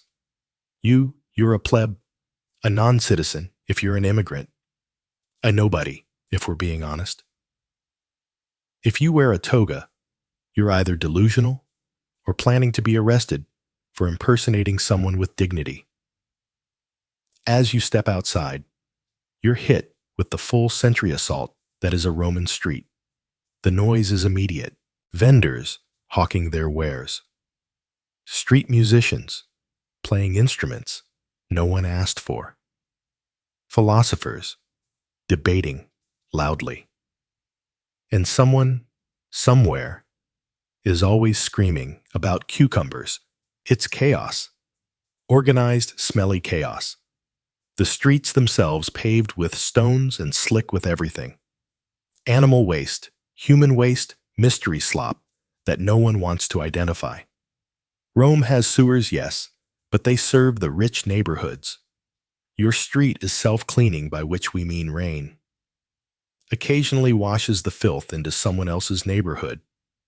It's a system. You walk carefully, avoiding puddles and people. A car barrels past you, pulled by donkeys and driven by a man who seems genuinely angry that pedestrians exist. There are no sidewalks. There are no traffic laws. There is only instinct prayer and the faint hope that the gods are paying attention. You pass temples where people line up to offer sacrifices, flowers, coins, small animals, or the occasional desperate plea. You don't have anything to give, so you nod awkwardly at Jupiter's statue and keep moving. He probably wasn't listening anyway. If you're headed to work, and most likely you are, congratulations. That means you didn't starve to death yesterday. Work in ancient Rome is not fulfilling. It is not purpose-driven. It is survival in a tunic. You might be a laborer hauling bricks or mixing mortar for one of the emperor's new vanity projects. Or maybe you're a porter carrying goods up and down stairs in a building with no structural integrity. You might be a street cleaner, a fish seller, a potter, or worse, a public latrine attendant paid in pity and bronze coins to sweep filth off marble and pretend your soul isn't slowly escaping through your nostrils. The hours are long, the pay is miserable, and your boss might beat you for fun. If you're a slave, you don't even get paid. You just work. And if you complain, you're whipped. If you collapse, you're replaced. If you die, well, someone else gets your blanket. Midday approaches, and the sun is brutal. Rome's climate is hot, sticky, and utterly unbothered by your suffering. There's no air conditioning, no shade, unless you cling to a building's shadow, like a sweaty ghost. Your tunic sticks to your skin. Your sandals, if you have them, slap against the stones with every exhausted step. And if you don't, your feet are slowly becoming part of the pavement. Lunch. It's called panium. And if you're lucky, it's more bread, maybe a bit of cheese, maybe dried fruit, or a boiled egg if your employer had a good gambling night. You eat sitting on a step, watching richer Romans being carried around in litters like mobile royalty. You chew, and you try not to think about how you're probably consuming sand and rodent hair. As the day wears on, the smells intensify. The streets reek of sweat, garbage, and garum. You pass a bakery and inhale deeply. The scent of fresh bread, temporarily tricking your brain into thinking life is worth it. Then you remember bread is taxed, and your landlord raised rent again, and your water jar cracked last night, and your cousin is still sick with whatever plague is currently fashionable. You keep walking. You keep surviving, because in ancient Rome, that's the entire point. And finally, after hours of backbreaking labor, social humiliation, and a mild sunstroke, you make your way home. You ascend the stairs of your insula carefully, because the staircase is made of splintered wood and shame. One misstep, and you're joining the spirits of the fifth-floor tenants who fell last week. You reach your door. You enter. It's dark, cramped, and smells like boiling cabbage. Even though you don't have any cabbage, someone is already asleep in your corner. You don't ask who they are. You just lie down next to them and close your eyes, hoping you don't dream about the bucket. And with that, your Roman morning ends. Was it glorious number? Was it dignified? Absolutely not. But you survived. And in ancient Rome, that counts for something. Tomorrow, you get to do it all again. You've survived your first Roman night in the insula. Barely. Sleep came in waves, interrupted by creaking floorboards above shouting neighbors, the distant rumble of wagons, and an itching sensation on your leg that you'd rather not investigate. You're hungry now, not the kind of hunger that inspires a brunch outing or a carefully measured protein shake. This is more primal, heavier. Your body wants fuel. But this is ancient Rome, and you're poor. So what you're about to experience isn't breakfast, it's survival. The Romans didn't believe in breakfast as a significant meal, not in the way we do. They had a word for it, itaculum, a small early meal typically consumed by those who had to work long days. For the rich, it might consist of bread dipped in wine cheese olives or even a bit of fruit. But you're not rich. You're a plebeian, one of thousands, crammed into the belly of the city, eking out a life in the shadow of Rome's grandeur. For someone of your station, iaculum is more of a formality than a feast. Maybe a crust of coarse bread, dry and unevenly baked. This bread is likely a leftover from the day before, or the day before that. Made from barley or spelt grain types considered suitable for the lower classes. It's dense dark and has the mouthfeel of something chipped from a wall. There's no butter, no jam, and certainly no eggs or honey. Those are the luxuries of someone with coin and status. What you might have, if luck has smiled upon you, is a bit of pulse. Pulse is the quintessential Roman peasant food, a porridge made from farro emma or barley. It's cooked with water and occasionally seasoned with a drizzle of oil or the faintest hint of herbs. Assuming you have any, it's not pleasant. Exactly. It doesn't nourish so much as it fills, a heavy steaming paste that sits in the stomach like an anchor.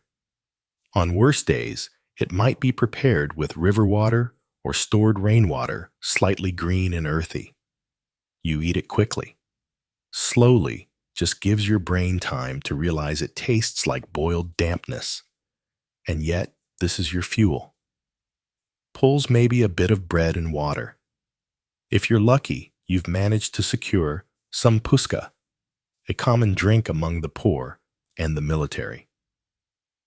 It's made by mixing vinegar with water, sometimes infused with herbs if available. It sounds unpleasant, and it is, but it's far safer than drinking untreated water straight from a public fountain or system. The acidity of the vinegar kills bacteria and masks the taste of unclean sources. It's sour and sharp, but it does the job. The public fountains of Rome flow constantly, fed by those legendary aqueducts. But that doesn't mean the water's clean where you live. Rome's water system was advanced, yes, but only until it reached the labyrinthine lower districts. There, the water quality depended heavily on the maintenance of lead pipes and the cleanliness of the castella, the distribution tanks feeding your block. And maintenance wasn't always a priority in neighborhoods like yours. If someone upstream threw garbage urine, animal remains into the drainage channel, or worse, into the water itself, you'd never know until it was too late. Hunger is a quiet constant for you. Even when you eat, it never really fades. Food is expensive, and most of your earnings go toward rent taxes or staying on the good side of your local patroness. So you ration what little you have. You learn to choose, slowly savoring every bite like it's a luxury. There's no variety. You eat what's available. And more often than not, that means you eat the same thing every day. Meat almost never. The occasional salted fish, usually garum, cured scraps, or sardines, so pungent they could double as weapons. Meat is reserved for the upper classes for religious festivals or as part of a soldier's rations. If you do get your hands on some, it's awful. Organ meat bones things the rich don't want. You don't waste a single scrap. As for fruits and vegetables, they appear sporadically.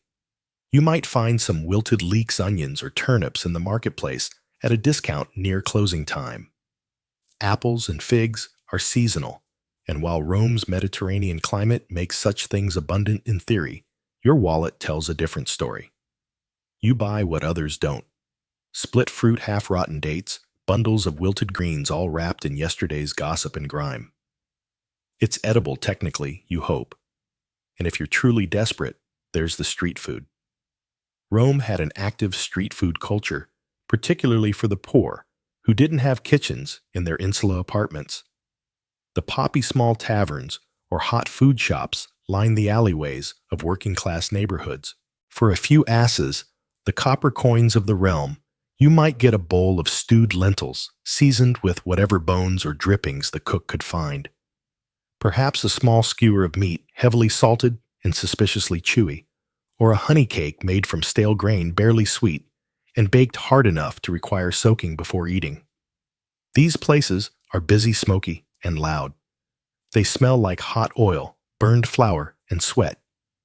The clientele includes laborers, criminals, out-of-work veterans, and the occasional freed slave. They're not always safe. Fights break out. Money disappears. But they're your only shot at something warm, and you keep coming back. It's important to understand that most Romans didn't cook their own food. The lower classes lacked private kitchens. Fire laws made it dangerous to cook in cramped wooden apartments. So communal ovens and public eyries filled the gap. But that also meant you were always dependent on merchants, on bakers, on the shifting prices of olive oil and grain. Speaking of grain, it's the backbone of the Roman diet. The government knows this. That's why they introduced the annona, the grain doll, a state-sponsored distribution of grain to eligible Roman citizens. If you qualify, you receive a monthly allowance enough to make bread or poles for a few weeks.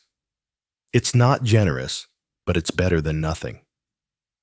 For many, it's the line between hunger and starvation. But access isn't guaranteed.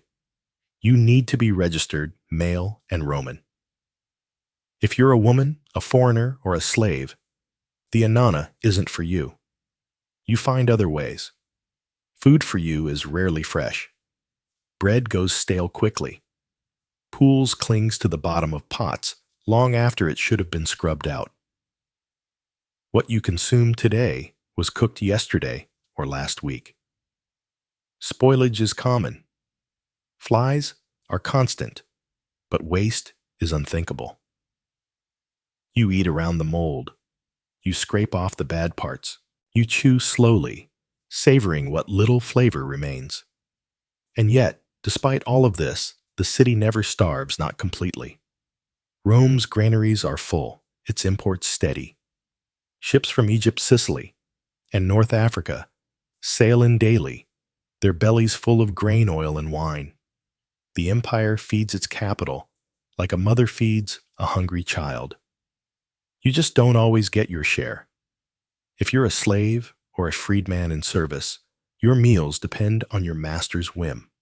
You might get stew bread or leftovers from the main table, or you might go hungry until someone remembers you exist. If you're a day laborer, your meal breaks are dictated by your work. Dig ditches, haul stones, build baths, and maybe at mid-morning you get 10 minutes to gnaw a piece of dried fig or drink from a shared cup. And let's not forget feast days. Not because you're invited to the banquet, but because it's the one time the rich throw scraps to the streets. Religious festivals sometimes include public offerings, distributions of food or coin, perhaps a roasted pig or a platter of bread and fish for the masses. It's not kindness, it's politics. But you take what you can get. By mid-morning, your hunger has faded into something else. A dull pressure, a reminder. You've eaten just enough to continue. You tie the cloth belt around your tunic a little tighter and get moving. You've got work ahead of you. Rome doesn't wait. And tomorrow, you'll eat again, or you won't. But either way, you'll wake up in the same insula, with the same cracked bowl, and the same stale loaf waiting on a wooden shelf. Because in ancient Rome, food is never far away, but neither is hunger. The sun has fully risen now, and the Roman day is underway. For you, a plebeian, or perhaps a slave, that doesn't mean a slow stretch and a relaxing breakfast. It means the work begins, and it begins early. Rome is not a place of idleness for the lower classes. The empire may be vast, but the streets of the city feel like a funnel where the sweat of thousands filters upward to benefit the few. Let's start with the plebeians. Not the poorest of the poor, but far from comfort. Most plebeians in the city work trades: manual laborers, builders, bakers, water carriers, cobblers, street sellers. If you're skilled, maybe you're a stonecutter, or you've secured a spot in one of the Roman guilds, the collegia. But for most, you're expendable muscle. Hired for the day, paid by the hour, if you're lucky. You don't have a fixed schedule. You have a need, a relentless knowing one. You work because not working means not eating. You wake before dawn. Grab what counts for breakfast, maybe a crust of bread, or a spoonful of barley mush, and head out to find work. The forum is one place you might go not to debate philosophy, but to stand around and hope someone needs a laborer. You're competing with hundreds of others. Some are stronger. Some have tools. You don't. You're hired maybe to carry bricks across a construction site. Rome is always being built. Roads, aqueducts, arches, homes for the rich. It is said, Augustus found Rome a city of brick and left it a city of marble. You'll be the one dragging that marble, sweating and silent. The work is brutal. There are no labor laws, no unions, no breaks, no helmets, no complaints. If you fall off a scaffold, you're not given aid. You're given a nod and a shove to the side so the next man can take your place. You don't ask questions. You don't slow down. The overseer watches with a stick in hand, and he doesn't carry it for decoration. If you're not lucky enough to find a builder's job, maybe you end up in the tanneries. The smell hits you long before you reach the vats. Animal skins, soaked in urine and dung to soften them fermenting in the sun. You'll spend your day knead in a mixture that would make a modern sewage worker gag. Gloves don't exist. You stir with your bare hands. The stench clings to you long after you leave. And worse, it becomes normal. Still, you persist because if you don't earn a few copper coins today, you won't be eating tomorrow. Your rent on that insula apartment, your crumbling rat-ridden fire trap is due every few days. Miss a payment and you're out. No notice, no mercy. The landlord has 5 men waiting to take your place. But perhaps you're not a plebeian. Perhaps you're a slave. Life somehow is harder still, because now you don't even get the satisfaction of wages. Your body is labor, and your labor belongs to someone else. You might be a household slave owned by a moderately wealthy Roman citizen. If so, your work starts before sunrise. You're fetching water, cleaning floors, preparing meals you'll never taste. Maybe you're young and educated, assigned to chew to the children or read aloud to your master. It sounds better. It isn't. One mistake and you're beaten. If the master's wife is displeased, you're sold. There are no protections.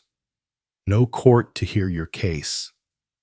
You are property like the stove or the sandals, or you're a field slave outside the city, toiling in the vast latifundia, those enormous agricultural estates that feed Rome's grain-hungry stomach. Here, there are no roofs, no days off. You wake with the sun and bend until it sets. You plant, plow, harvest, sweat. No matter how hot, how cold, how sick you feel, you work. The overseer doesn't care if you collapse. There are chains for those who slow down. For those who run, there are whips. And for those who rebel, there's crucifixion. A public one along the roads where others can see. Some slaves are trained for skilled labor, stone carving, pottery weaving, but that doesn't make the whip any less real. It just means your blood stains a different kind of floor. And what of the women? If you are a woman slave or free, you labor too. Not on the scaffold or in the forum, but in quieter ways that bleed just as much.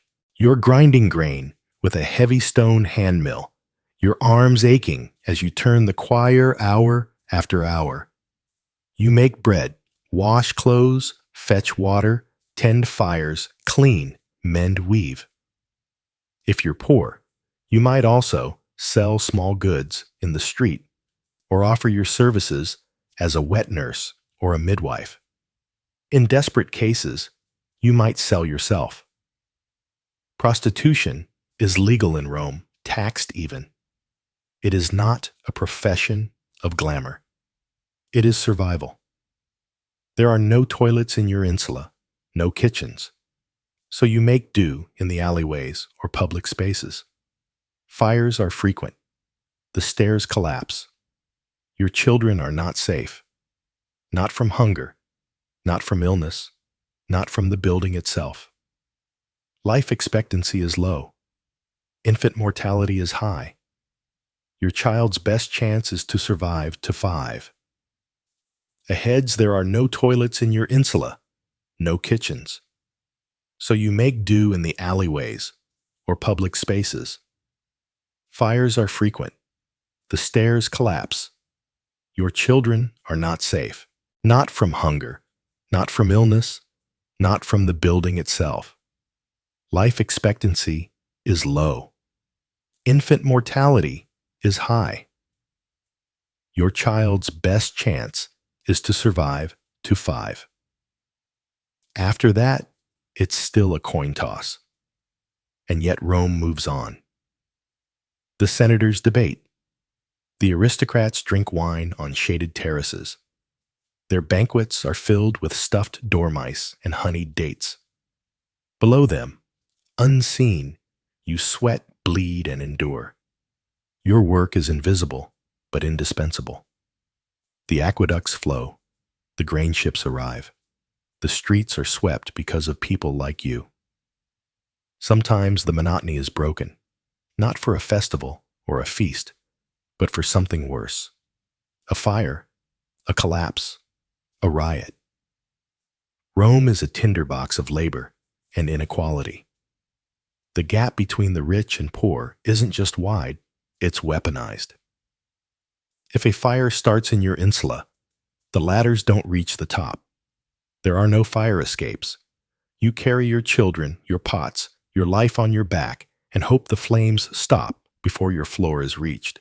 Or maybe you're caught in a food riot. The grain doll is late. The bread is moldy. The people are hungry. You crowd the forum, shouting with the others, demanding your portion.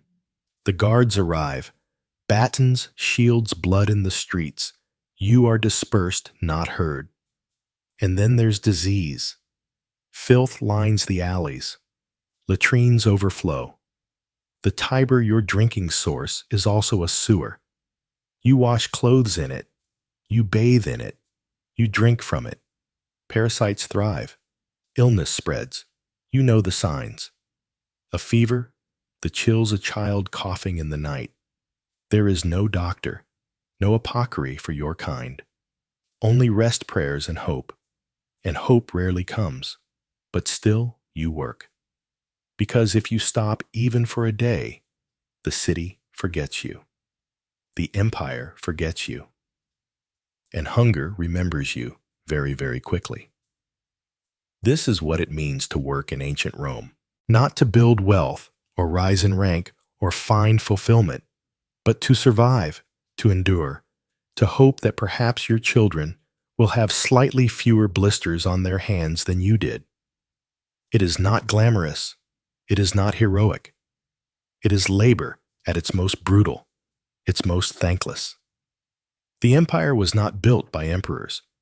It was built on the backs of men, women, and children who worked until they broke and then were replaced. Now, as the midday sun climbs overhead, your tasks are only half done. There is still cleaning, cooking, tending to the hearth, carrying water, hauling waste. Your stomach growls, your fingers cramp your feet, blister inside sandals that barely hold together. And no one is coming to relieve you. Not today, not tomorrow. Welcome to the workday in ancient Rome. You wouldn't last a single one. Congratulations. You've made it past the market, survived the street toilets, and managed not to get mugged for your shoes, if you were even lucky enough to have shoes. But now comes the real challenge, going home. Or more accurately, climbing into the creaking, overcrowded, highly flammable tinderbox that you are expected to call home your insula. You live in an insula, not because you chose it, but because you're poor. And in ancient Rome, poor people don't have houses. They have layers, multi-story apartment buildings packed so tightly that sunlight is more rumor than reality. Your insula is 6, maybe 7 stories tall. Illegal technically, but so is half the city, and bribes are as Roman as Toos. It's built of wood clay and wishful thinking, leaning slightly to one side as if preparing to collapse out of sheer exhaustion. You climb the stairs slowly, carefully, because elevators haven't been invented yet, and the building sways when someone sneezes on the second floor. The higher you go, the worse it gets. Wealthier residents stay on the lower floors. Better ventilation, easier access, and a lower probability of dying in a fall. You, on the other hand, are up near the roof, where the air is thin, the ceilings are low, and the rats have built a local economy. There are no private rooms, no insulation, and definitely no plumbing. Just a single room, shared with your family, your livestock, and any opportunistic creatures that wander in through the cracks. The walls are made of mud brick, and your door doesn't quite close. But hey, you have a curtain. Luxury. And what about fire safety, you ask? Good question. Fire is your most constant, faithful threat, because every home needs fire, to cook, to light, to warm. But there's no chimney, no ventilation, and no fire coat. Open flames flicker from oil lamps and cooking halves inches away from the wooden beams that hold the whole place together. One spark, one gust of wind, and the entire block could be reduced to ash within the hour. Firefighters exist technically, but they are mostly slaves owned by the Vegils, the Roman fire brigade, and they're more interested in watching your insula burn so they can demand a bribe to intervene. In 24 CE, Augustus formed the Vials to stop Rome from burning down every third Tuesday. But let's be honest, they're underpaid, overworked, and famously corrupt. If you can't pay, they'll let it burn and confiscate whatever's left. They call it enforcement. You call it a robbery with extra steps. So you live in constant fear of smoke. Every night, you sniff the air before you sleep, wondering if that's dinner next door or the beginning of the end. Your belongings, what few you have, are always packed for a quick escape. A blanket, a bowl, maybe a small idol of arise or penates, the household gods who at this point you're hoping accept bribes too. And then there's the noise. Rome is never quiet. Carts aren't even allowed during the day, so they all roll through the streets at night. The wheels grind like thunder on stone. Vendors shout drunks, sing lovers, argue dogs bark, and someone somewhere is always playing a flute badly. Privacy is a fantasy. Your neighbors hear everything. Your arguments, your snoring, your gastrointestinal tragedies, and in return, you hear theirs. But maybe it's better than being alone, because loneliness isn't common here. Your insula is crowded beyond reason. Dozens of families crammed into units smaller than a modern bathroom. Children crying, adults arguing, and old folks muttering prayers in dark corners.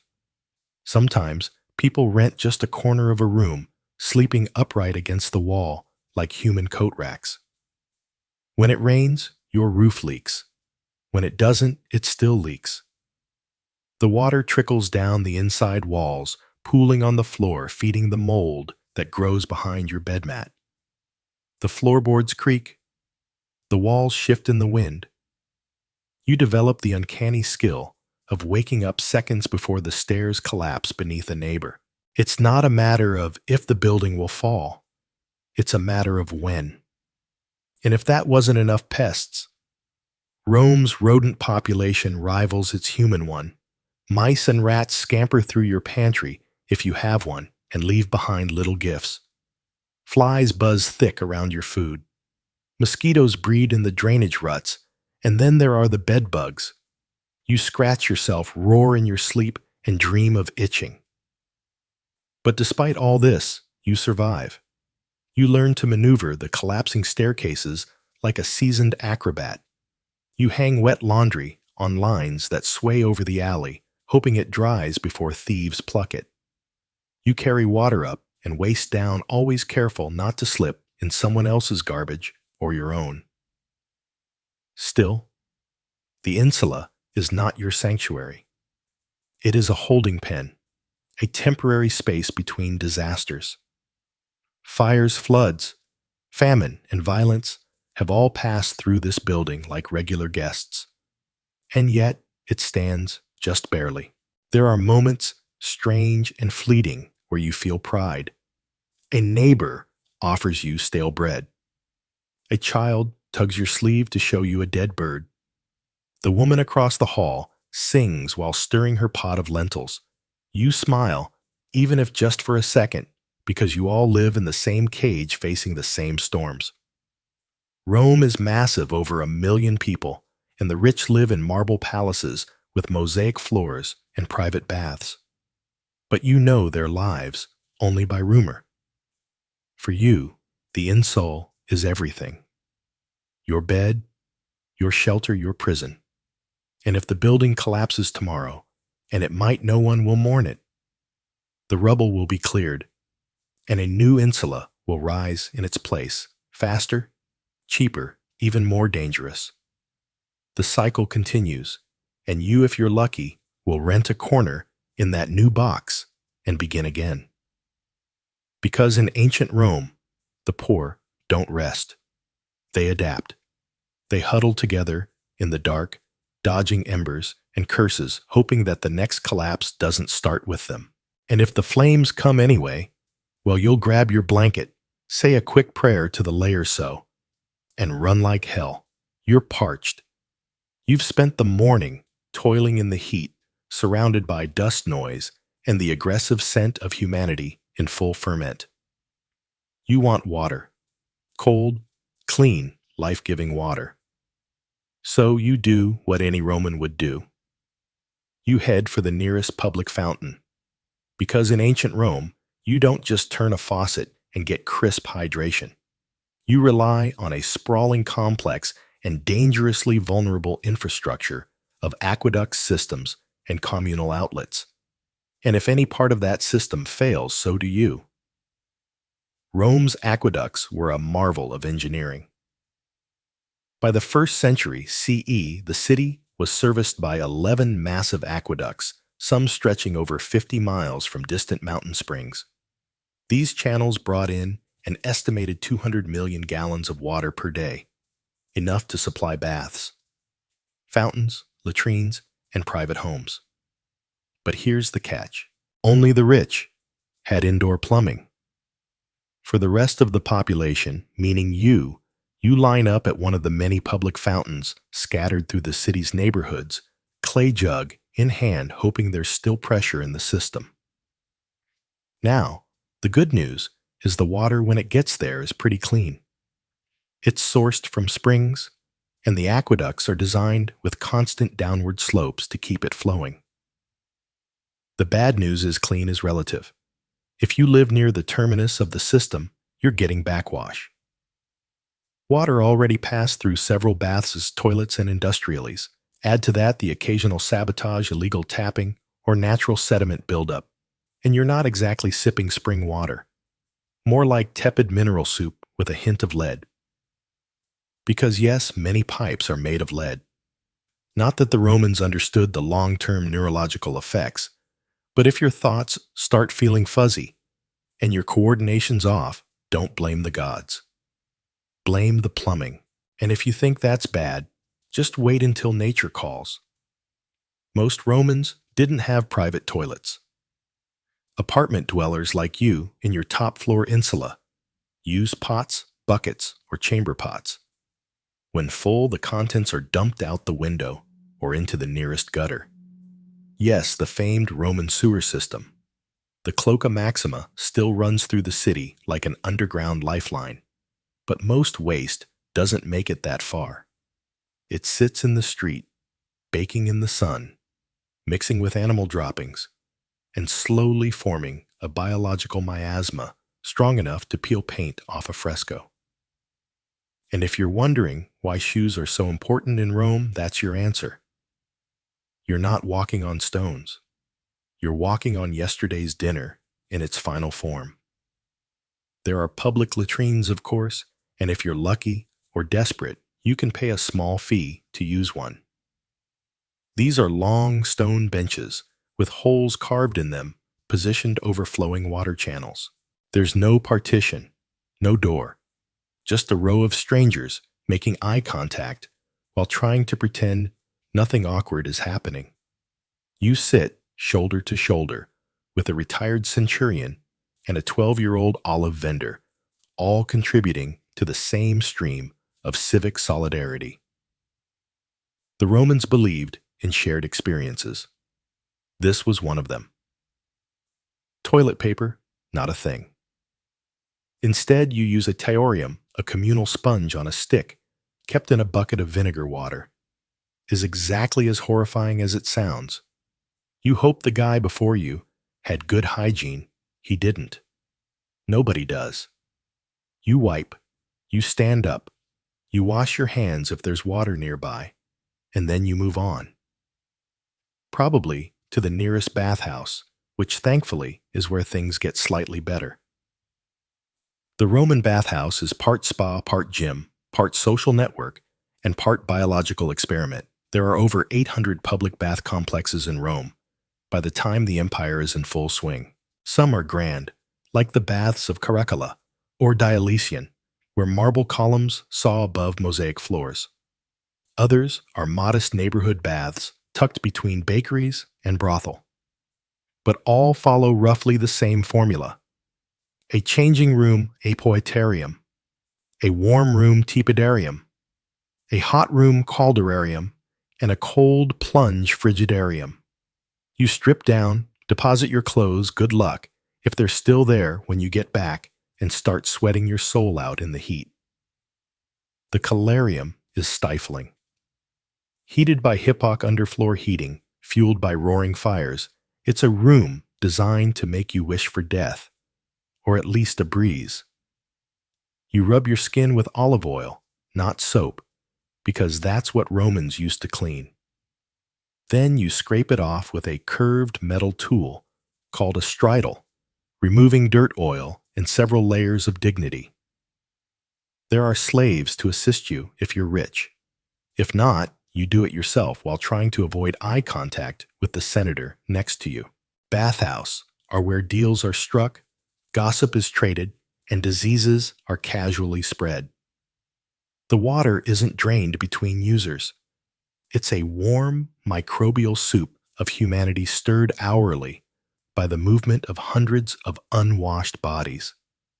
Skin infections, eye diseases, intestinal worms, everything is on the menu. And yet, this is one of the cleanest places in Rome. Outside the baths, personal hygiene is a gamble. You might wash your face daily and your feet often, but full body bathing is more of a social event than a daily necessity. Perfumes and oils cover up most smells. Lice and fleas are common but tolerated. The concept of germ theory is centuries away, and nobody's counting bacteria when they're more worried about curses and crop failures. And remember that beautiful aqueduct system. It doesn't just supply water. It powers everything from grain mills to fountains to the flushing mechanisms in some elite toilets. But it's fragile. Earthquakes, floods, or simple disrepair can shut down entire sections of the city. When the aqueducts break, Rome doesn't just lose drinking water. It loses its public baths, its sewers, its fountains. Civilization, as the Romans know it, starts to unravel. Riots have broken out over water shortages. The emperor himself maintains a staff of Aquaria water engineers just to keep the system running. And if they fail, you suffer. Because in ancient Rome, access to clean water isn't a luxury. It's your last line of defense against cholera, typhoid, and a dozen other slow, filthy deaths. By now, your mouth is dry, your skin is itchy, and you're beginning to understand that clean is a relative concept. But here's the twisted part. By ancient standards, Rome is doing pretty well. The city is cleaner than most medieval capitals. It has public sanitation latrines, baths, and even street cleaners. But it's also the biggest city in the ancient world. And that density breeds disease. Waterborne illness is rampant. Even minor stomach bugs can spiral into fatal dehydration. And if you're poor, which you are, you can't afford a private system or a servant to boil your water. You drink what's available, and you pray not to be purified, but to be spared. So the next time you fill a glass from the tap or flush a toilet with confidence, remember in Rome, your survival depends on gravity. Lead pipes, communal sponges, and the goodwill of an aqueduct built by a man who probably bribed his way through half the Senate. You don't control your water. You just hope it doesn't kill you. And on that hopeful note, it's time to think about lunch if your stomach can handle it. If you've managed to survive the slop of a Roman street dodge dentry from a clay cup of aqueduct runoff and work a full day in the choking heat of the Sabora district without keying over, you might think a bath would be the one mercy this city offers you. And to be fair, Rome is famous for its baths, but this isn't a hotel spa with cucumber water and lo-fi music. This is public bathing Roman style. And for a plebeian like you, it's more about routine survival than luxury. Let's start with the setting. The fur-massive public bathhouse, funded by emperors and designed to show off imperial grandeur. A sprawling complexes of steamstone and social politics. Think Jim Barber Hop and social media feed all rolled into one. There are over 800 bathhouses across Rome, by the 4th century CE ranging from small baller tucked into neighborhoods to monumental structures like the Baths of Caracalla, which could host thousands of bathers a day. These places are architectural marvels, domed ceilings, mosaic floors, marble statues. But you're not here to appreciate the decor. You're here to clean yourself before your own body odor becomes a public health issue. Entry usually costs a quadrant's the smallest denomination of Roman currency, meaning it's technically accessible to almost everyone, even the poorest citizens. But just because you can afford to enter doesn't mean you belong. The hierarchy follows you through the door. Senators and equestrians recline in the hot pools and gossip in the TPI darium, while slaves like you scrub themselves with worn-out stridles in a corner, hoping no one important notices you. Tracking in street filth. The bathing process follows a predictable pattern. First, the apoiterium, or changing room. There are no private lockers. If you don't have a slave to guard your tunic and sandals, someone might walk off with them. Clothes are often stolen here, especially from the lower classes, and the clothes watchers, mostly enslaved boys, are often in on the thefts. Lose your clothing, and you might be walking home barefoot, wrapped in shame and public laughter. Next is the palestra, the exercise yard. Yes, before bathing, Romans liked to work up a sweat. You'll see men wrestling, lifting weights made of stone, or flinging javelins across the field. Some even box Roman style with metal-studded gloves called cestus. For the lower classes, this isn't just sport. It's a place to prove physical worth. But you're not here to make friends. You run a few laps, feign a squat or two, and head straight for the baths. Your muscles are too sore from hauling amphe all morning. Inside the baths, you'll move from the cold frigidarium to the warm tedarium, and finally to the blistering coldarium, where steam clings to the air and your skin. There's no soap. Instead, Romans coat themselves in olive oil, then scrape it off with a curved bronze tool called a stridle, taking dirt and sweat with it. If you're lucky, someone will help you, a friend. Or more likely, another laborer, just trying to speed things along. There's no privacy.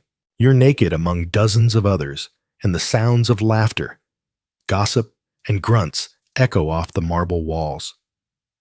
This place is noisy, crowded, and hot. The air smells like a cocktail of oil sweat and mildew. Beneath the mosaic floors, fires rage in the HIPAA system, an ingenious heating network that uses raised floors and smoke tunnels to pump warmth into the calarium. Slaves tend these fires all day, shoveling wood in suffocating rooms with no light and no fresh air. Some die from the heat, but their deaths make the marble hot to the touch, the cost of Roman cleanliness. The water is changed only occasionally, and filtration is a concept centuries away.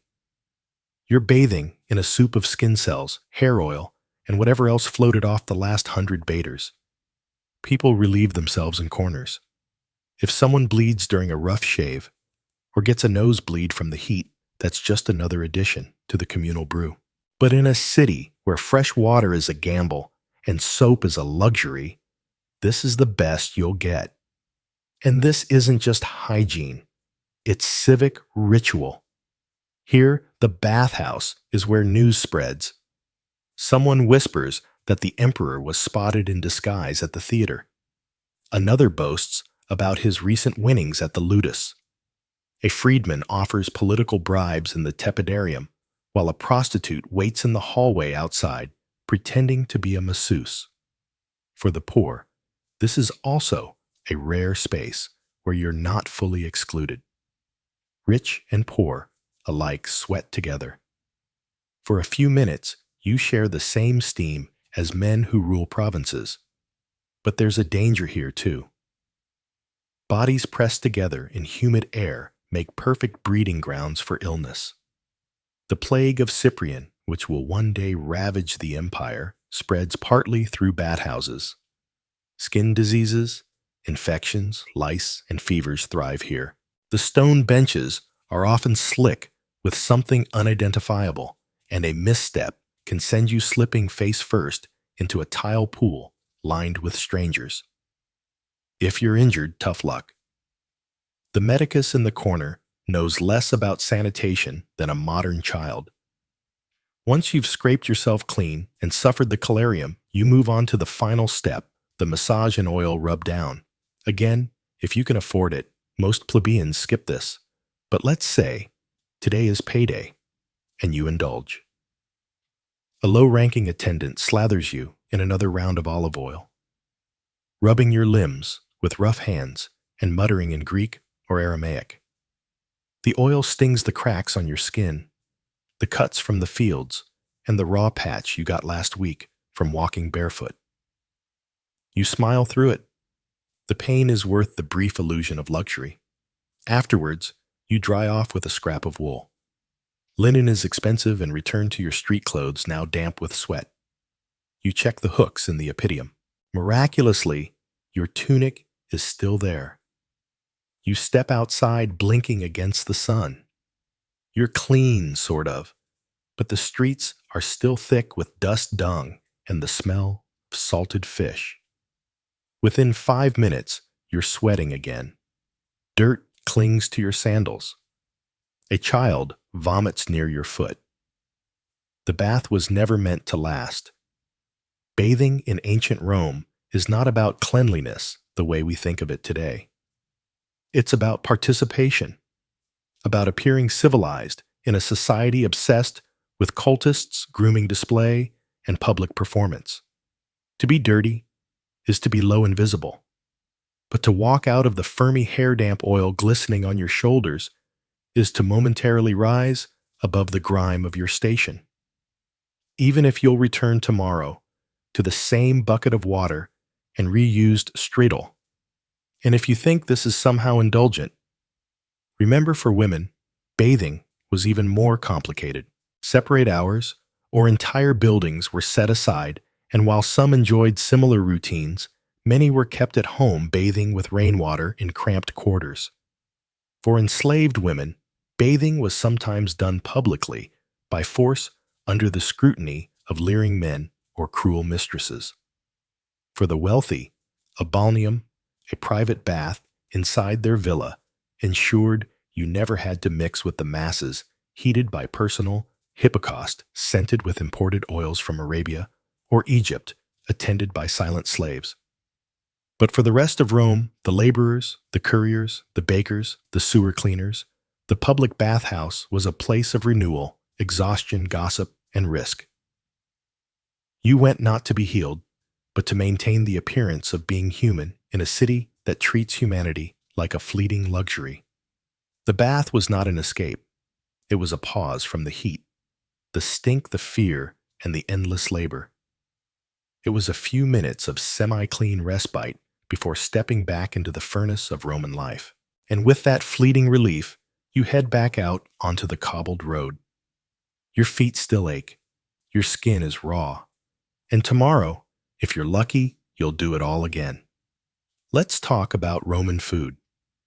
Not the banquets of emperors reclining on silk cushions with figs dripping in honey and servants fanning them with peacock feathers.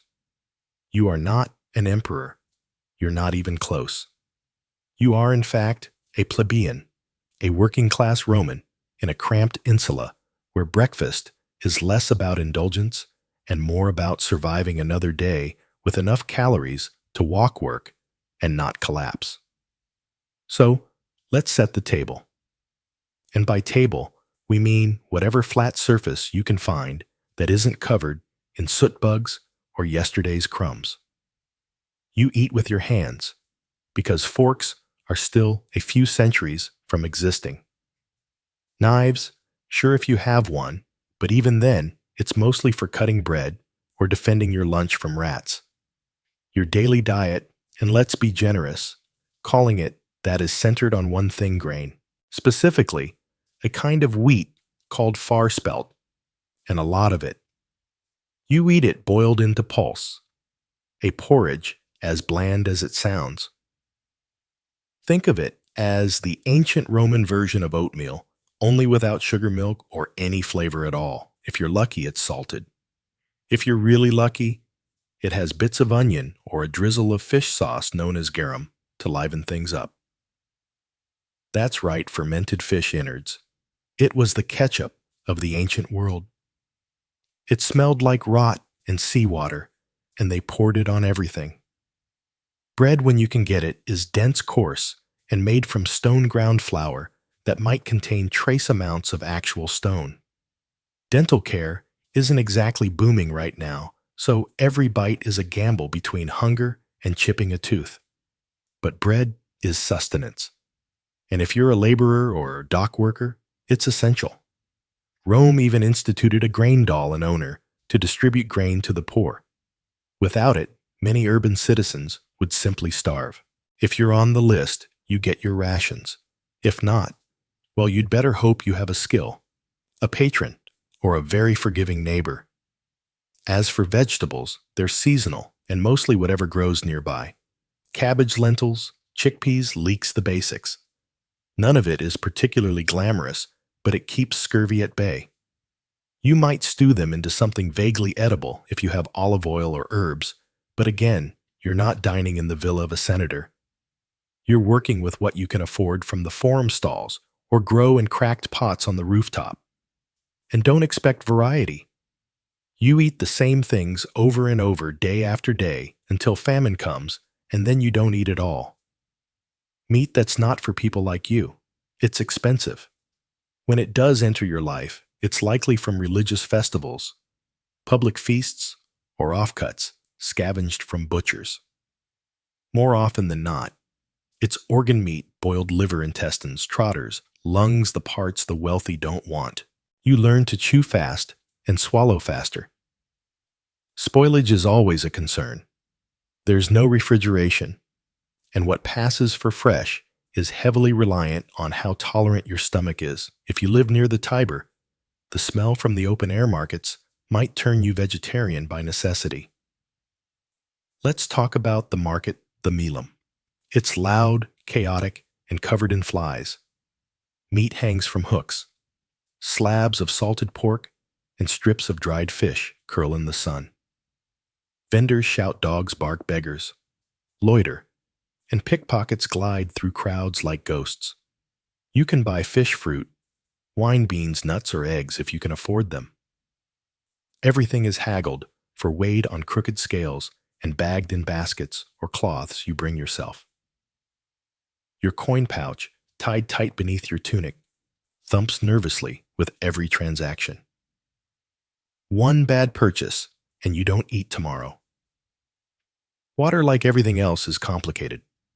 Rome is famous for its aqueducts, but the water doesn't always make it to the poor. You might have access to a public fountain where the water is cleanish, or you might be drawing from a well near the latrines where it's not. To be safe, many Romans, including children, drink diluted wine. Not to get drunk, but because alcohol kills germs better than wishful thinking. A mix of water and cheap wine, called puska, is the hydration of the masses. It tastes like vinegar and hope. Now, about those days when food runs out, famine is never far. A bad harvest in Egypt, a delay in grain shipments, or a corrupt official skimming off the top, and the city's food supply collapses. Bread prices triple. Riots break out. People storm bakeries, loot warehouses, and sometimes lynch the bakers. The emperor is expected to intervene. If he doesn't, he risks becoming lunch himself. Politically, if not literally. During famine, you survive on scraps, moldy crusts, spoiled olives, stale beans, weeds from the roadside. You might boil bark or grind acorns. Pets vanish. The rats get smart. The pigeons disappear. People eat things they shouldn't. And when the plague follows the famine, as it often does, hunger turns to disease. Starvation weakens the body, and Rome's many illnesses move in like uninvited guests. There's another layer to all this class, because while you're trying to stretch a hunk of rye bread for 2 days, the elite are feasting. In the villas of the Palatine Hill, couches line banquet halls. Slaves serve platters of roasted dormice mice, honey-laced songbirds, oysters, figs, and dates soaked in wine. They sip from silver goblets. They toss bones to the floor. They bathe between courses. For them, food is a performance. For you, it's a necessity that never stretches far enough. Even in death, food tells the truth. Wealthy Romans are buried with elaboratory feasts, their tombs adorned with carvings of banquets and gods pouring wine. The poor may be a piece of bread at your grave if your family can spare it. Maybe a final sip of puska to send you off. In religious festivals, food becomes communal. Saturnalia, for instance, when masters serve slaves and everyone feasts together. But those days are rare and mostly symbolic. For the rest of the year, the lines are clear. Who eats well and who begs? Let's not forget storage and spoilage. You keep food in clay jars, sealed with resin, or in baskets hung from ceilings to deter rats. Preserving food means salting, smoking, drying, or steeping it in vinegar. Still, everything has a clock. Bread molds quickly in the Roman humidity. Olives go rancid. Meat turns in the sun. Every meal is a gamble. Every bite is a risk. Even the insects eat well. Grain is stored in granaries, which are dark, warm, and crawling with beetles and moths. If you're lucky, you get your ration before it's infested. If not, well, extra protein. Most people don't even pick them out anymore. They're too small to matter. Children grow up with hunger. They learn to wait their turn. They learn which vendors give better scraps and which ones chase them away with sticks. Their bellies are often bloated from malnutrition. Their eyes dull. Parents do what they can. Sometimes it means stealing. Sometimes it means begging. And sometimes it means going without, so the youngest can eat. Yet through all of this, food is still culture. Even in scarcity, Romans cling to tradition. They bake religious cakes, prepare funeral meals, mark solstices with special dishes. They cook with pride, share what little they have, and pass down recipes, thin, watery ones from mother to daughter, father to son. The tools are crude. The ingredients simple, but the effort is there. In graffiti on the walls of Pompeii, we find complaints about bad bread, insults to tavern keepers, even jokes about watery wine. Food was a common frustration, a common joy, a common reality. You might not eat well, but you ate Roman, and that meant something. So, as you sit down with your cracked bowl of Pool's crust of tough bread and cup of lukewarm puska, you're not just surviving.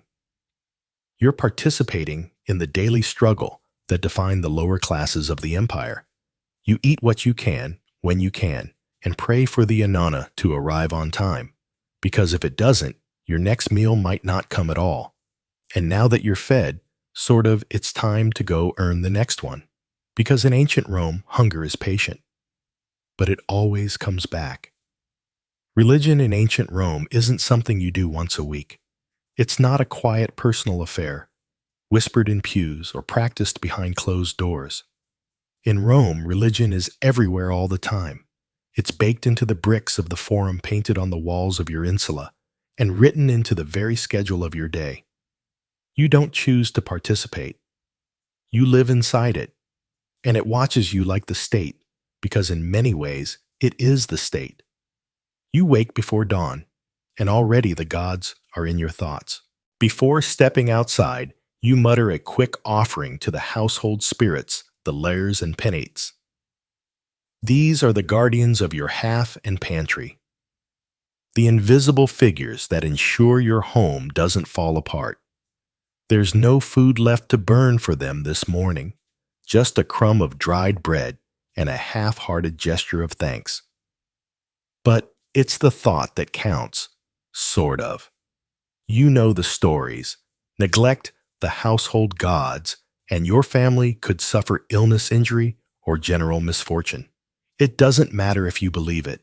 Enough bad luck strung together starts to feel like divine punishment, and soon you're scrubbing the floor and lighting incense to try to win back their favor. Outside, the street is already alive with sounds. Hawkers bark from market stalls. Children dart between columns, and smoke rises in lazy curls from tiny shrines at the corners. These aren't just decorative. These are altars. Small, open-faced boxes are holding flickering lamps, burnt offerings, and the thick scent of sacrificed animal fat. You pass them on your way to work. Maybe bow slightly, maybe don't. Someone always notices. Piety is social currency in Rome. Fail to observe the rites, and your neighbors won't just talk. They might accuse. The Roman pantheon is crowded. Jupiter rules the skies with thunder and ego. Juno watches over marriage, whether it's miserable or not. Mars is the god of war and masculinity. And Vesta keeps the sacred flame of Rome burning.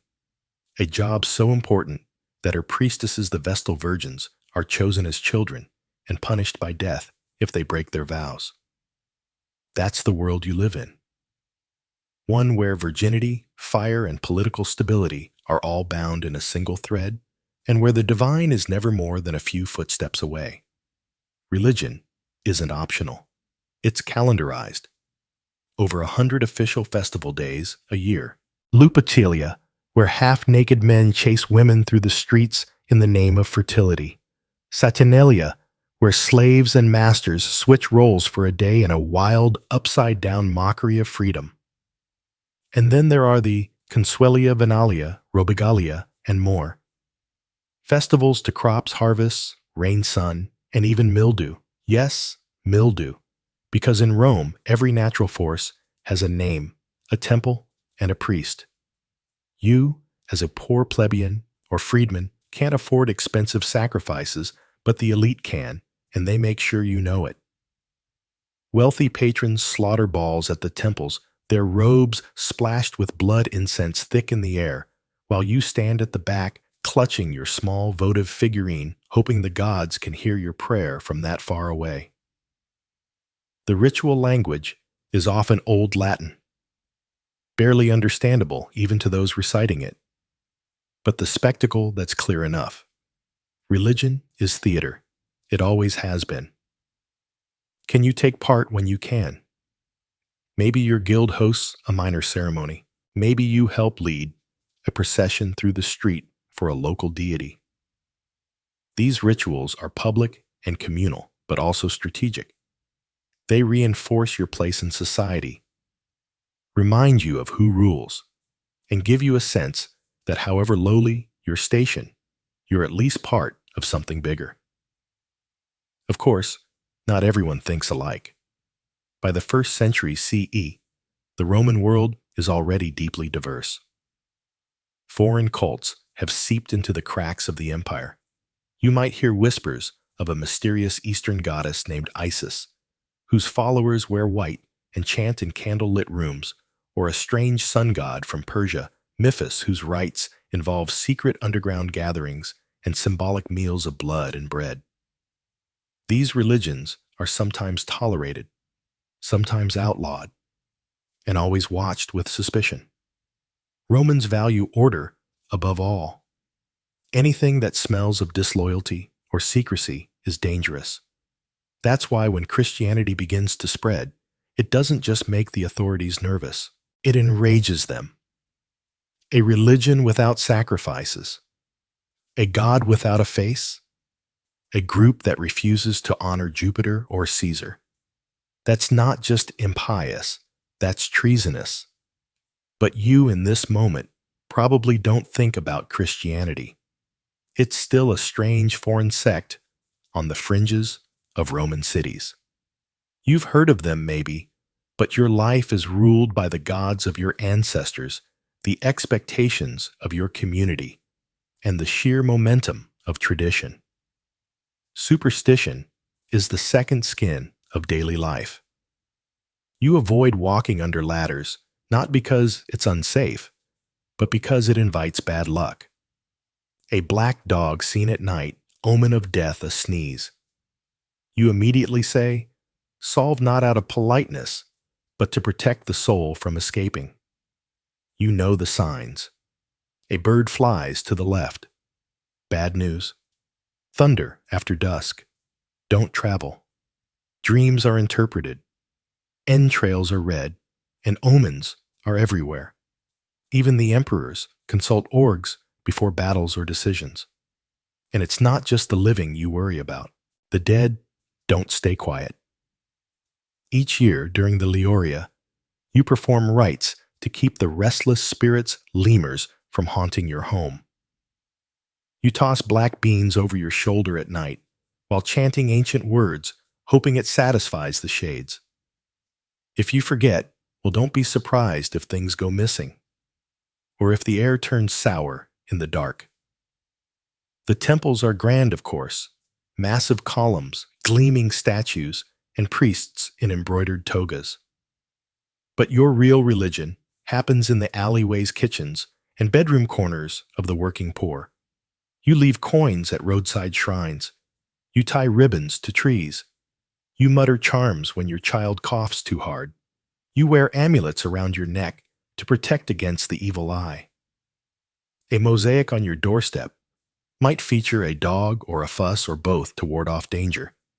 To a modern viewer, all this might seem superstitious or quaint, but to you, it's life or death. Without antibiotics, germ theory, or psychology, you turn to the gods for explanation. Why did the fire start? Why did your baby die in the night? Why did the grain spoil in storage? The gods are fickle. You didn't do enough. You forgot an offering. You used the wrong words. Someone in your building insulted Mercury, and now everyone pays the price. And yet, despite all this, religion gives you meaning, a structure, a rhythm, a way to understand the chaos. When your child is born, you present it to the genius of the family. When you marry, you light the ceremonial torch and bind hands with sacred ribbons.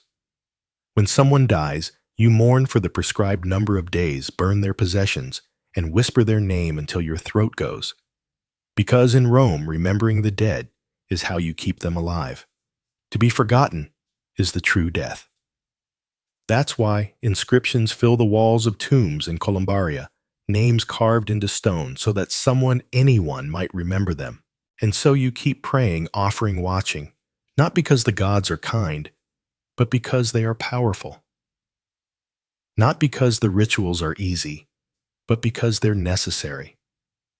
You live in a city where divine favor and political favor are nearly the same thing, where neglecting a festival could be blamed for an earthquake, where sacrifice might avert plague or not, but better to try than be accused of causing it. The day winds down. You pass another shrine, this one dedicated to Janus, the two-faced god of beginnings and endings. You stop. You bow. You whisper a few words you barely understand. Because the gods are everywhere in this city and in ancient Rome. The last thing you want to do is be noticed by one of them. The sun is low on the horizon, now casting long shadows across the uneven, cobbled streets of Rome. The smells of the city, sewage, olive oil, smoke, and sweat cling heavier in the cool evening air. But you don't have time to notice. You're about to learn what it means to live in a world where justice isn't blind. It just chooses not to see people like you as a plebeian, a freedman, or worse, a slave. You exist at the very bottom of the Roman legal ladder. The law is not an abstract idea. It's a tool of control, written by the elite to protect property, preserve hierarchy, and make examples out of the lower classes. Forget equal rights. Justice in ancient Rome is transactional. If you lack wealth or connections, the law is less a shield and more a weapon pointed squarely at your neck. Let's say someone accuses you of theft. Maybe a fellow vendor claims you've shortchanged him at the market. Maybe a neighbor thinks you stole a loaf of bread, or someone's sandals went missing, and your name was mentioned. That's all it takes. You're hauled in for questioning, and the burden of proof doesn't fall on your accuser. It's on you. And in many cases, if you're a slave, it doesn't matter whether you're guilty or not. The only question is how much pain it'll take to extract your confession. Torture is not only legal in ancient Rome, it's expected especially if you're enslaved. The logic goes like this: a slave has no honor, so they can't be trusted to tell the truth without persuasion. That persuasion comes in the form of whips, branding irons, and racks. You can be interrogated simply for being in the vicinity of a crime. If your master is murdered, all the slaves in the household can be tortured and executed regardless of guilt, just to make sure the true culprit is among the dead. Even as a citizen, your options aren't much better unless you're wealthy. Legal representation exists, but lawyers called advocacy aren't paid in fees. They work for favors social advancement, or because they're seeking political attention. And if your case is brought before a magistrate or in front of a public tribunal, you better hope your opponent isn't rich. Bribery is commonplace. Trials can be delayed indefinitely, and the judges are often members of the same elite class as the accusers. Connections matter more than evidence. Punishments are public, brutal, and designed to humiliate. Flogging, exile, and execution are on the table, but they scale with status. If a patrician commits a serious crime, they might be allowed to go into exile quietly, keeping their wealth and titles. If a plebeian does the same, it's chains, lashes, or worse. Execution methods vary. Beheading is considered relatively merciful, clean, quick, and reserved for Roman citizens. If you're not a citizen, crucifixion is far more likely. It's agonizing and public, reserved for slaves, rebels, and the lowest criminals. You'll be stripped, whipped, nailed to wood, and left to die in the open. The birds will arrive before you're even gone. Romans view this not just as punishment, but a spectacle. One last degrading performance before death.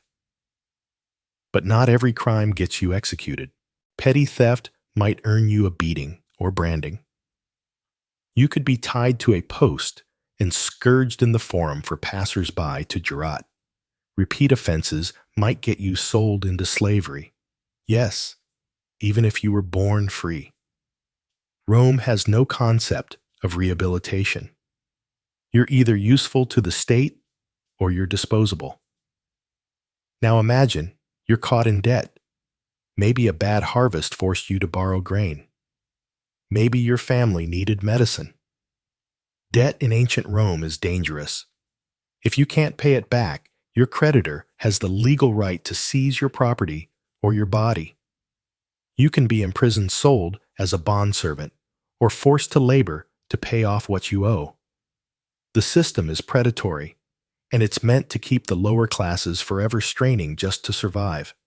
And don't expect privacy or calm. Justice happens in public spaces, the forum, the basilica, sometimes even the market.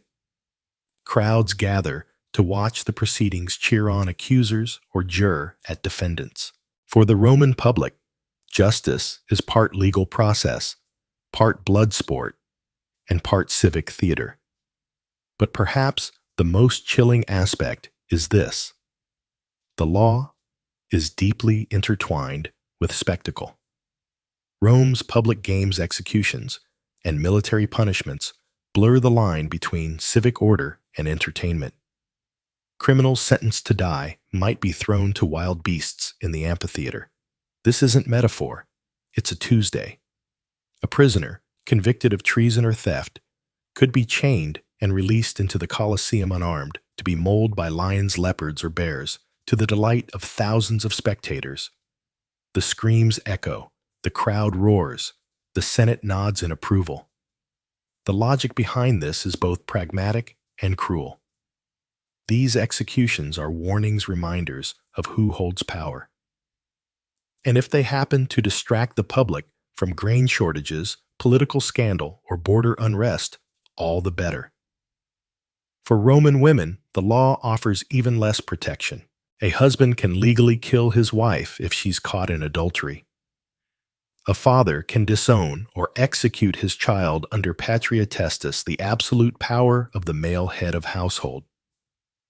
Domestic abuse isn't a crime, it's a family matter. In theory, a woman can take legal action. In practice, she is silenced by layers of custom, intimidation, and institutional indifference. Religion is no safe haven either.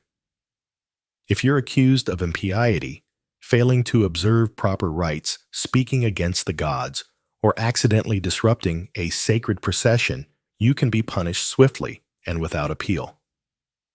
Rome doesn't separate church and state. To question religion is to threaten the republic itself. There are prisons, yes, but not as punishment. They are holding pens temporary jails where the accused wait for trial execution or sentencing. They are dark, filthy, overcrowded, and filled with despair. Most don't leave alive. The Tulinum Rome's most infamous prison is a damp underground dungeon. Prisoners sent here are either destined for death or forgotten entirely. Even if you're innocent, your life can unravel fast. A single accusation can lead to financial ruin, social disgrace, or permanent injury. Witnesses can be bribed. Testimony can be coerced. And evidence, when it exists, is often little more than rumor wrapped in a toga.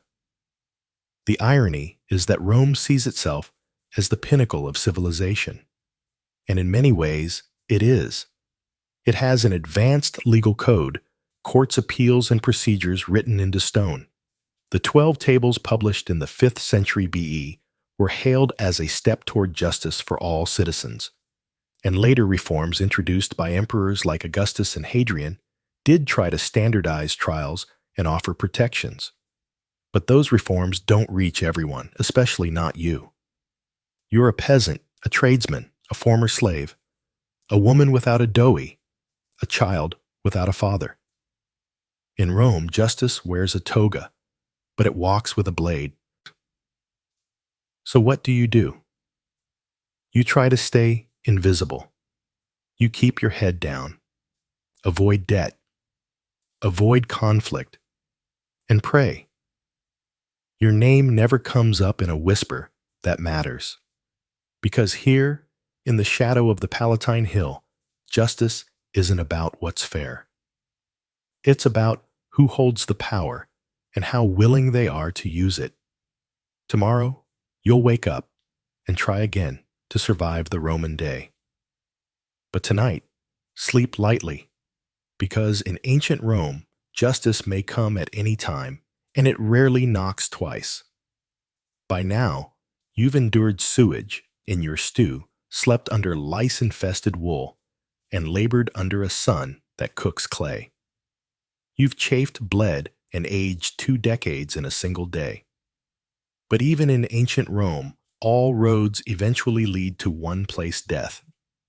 And for you, a poor plebeian or slave with no name worth carving, your journey ends without honor ceremony or even certainty. Let's not sugarcoat it. Death came early, and it came often. For the Roman poor life was less a candle gently extinguished and more a torch that flared, sputtered, and was abruptly snuffed out by accident, infection, starvation, or violence. You didn't so much pass away as fall apart. Life expectancy in Rome hovered somewhere between 25 and 30 years. That number is skewed by the high infant mortality rate. Nearly 1 in 3 babies didn't survive their first year. But even if you made it past childhood, you lived hard and died young. A minor fever might spiral into sepsis. A broken bone could fester into gangrene.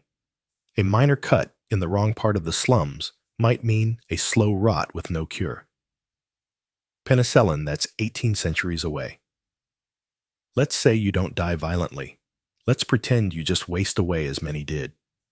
In that case, your last days are spent in a cramped tenement apartment, reeking of chamber pots, your breath wheezing through cracked lips. No hospitals, no nurses. If you're lucky, a relative might hold your hand.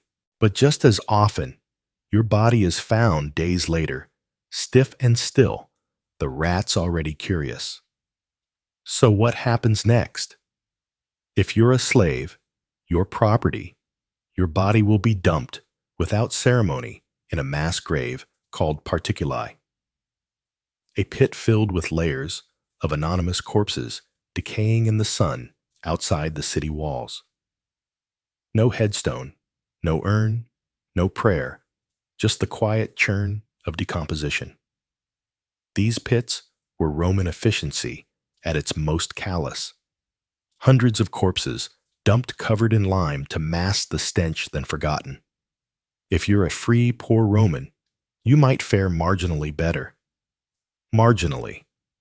Your family, if they can afford it, might pay a burial club, a collegium, to secure you a small funeral.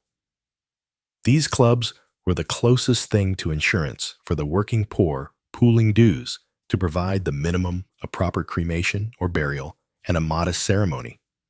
You might even get a small plaque or terracotta urn if your family scraped enough coin together. But if they didn't, back to the pit you go.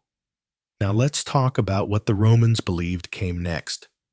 The afterlife, according to traditional Roman religion, was a murky and uninviting place called the underworld.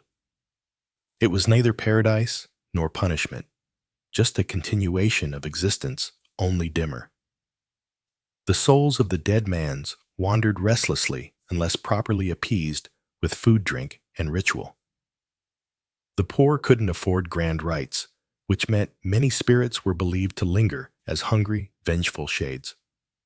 The wealthy, of course, had tombs, mausoleums, engraved sarcophagi, and elaborate rituals. Some had their ashes stored in beautiful marble urns inscribed with poetry. Their names would be spoken for generations. You, on the other hand, may have never had a full name recorded at all. And the worst part, death wasn't even safe from politics. If you were executed, your body might be denied burial altogether, especially if convicted of treason or sacrilege. Criminals were crucified, left to rot, as a warning, their bones scattered by dogs. Others were condemned to damnio memorial, condemnation of memory, where their names were scratched off records, statues defaced their identities, erased from history. There's something uniquely cruel about dying twice. Once in the body and once in the memory. Let's pause for a moment. You've lived this entire day as a nobody in ancient Rome. You've eaten spoiled lentils, relieved yourself in a broken pot, fought rats for a spot to sleep, and collapsed after hauling bricks or firewood or wet laundry in the relentless sun. And now, after all that, your death is quiet, unrecorded, and statistically expected. It would be easy to end the story here in silence, buried beneath a mound of others just like you. But history isn't only about endings. Sometimes it's about perspective. So let's take a breath. Right now, you're probably lying in a bed, a real one, with blankets that aren't alive.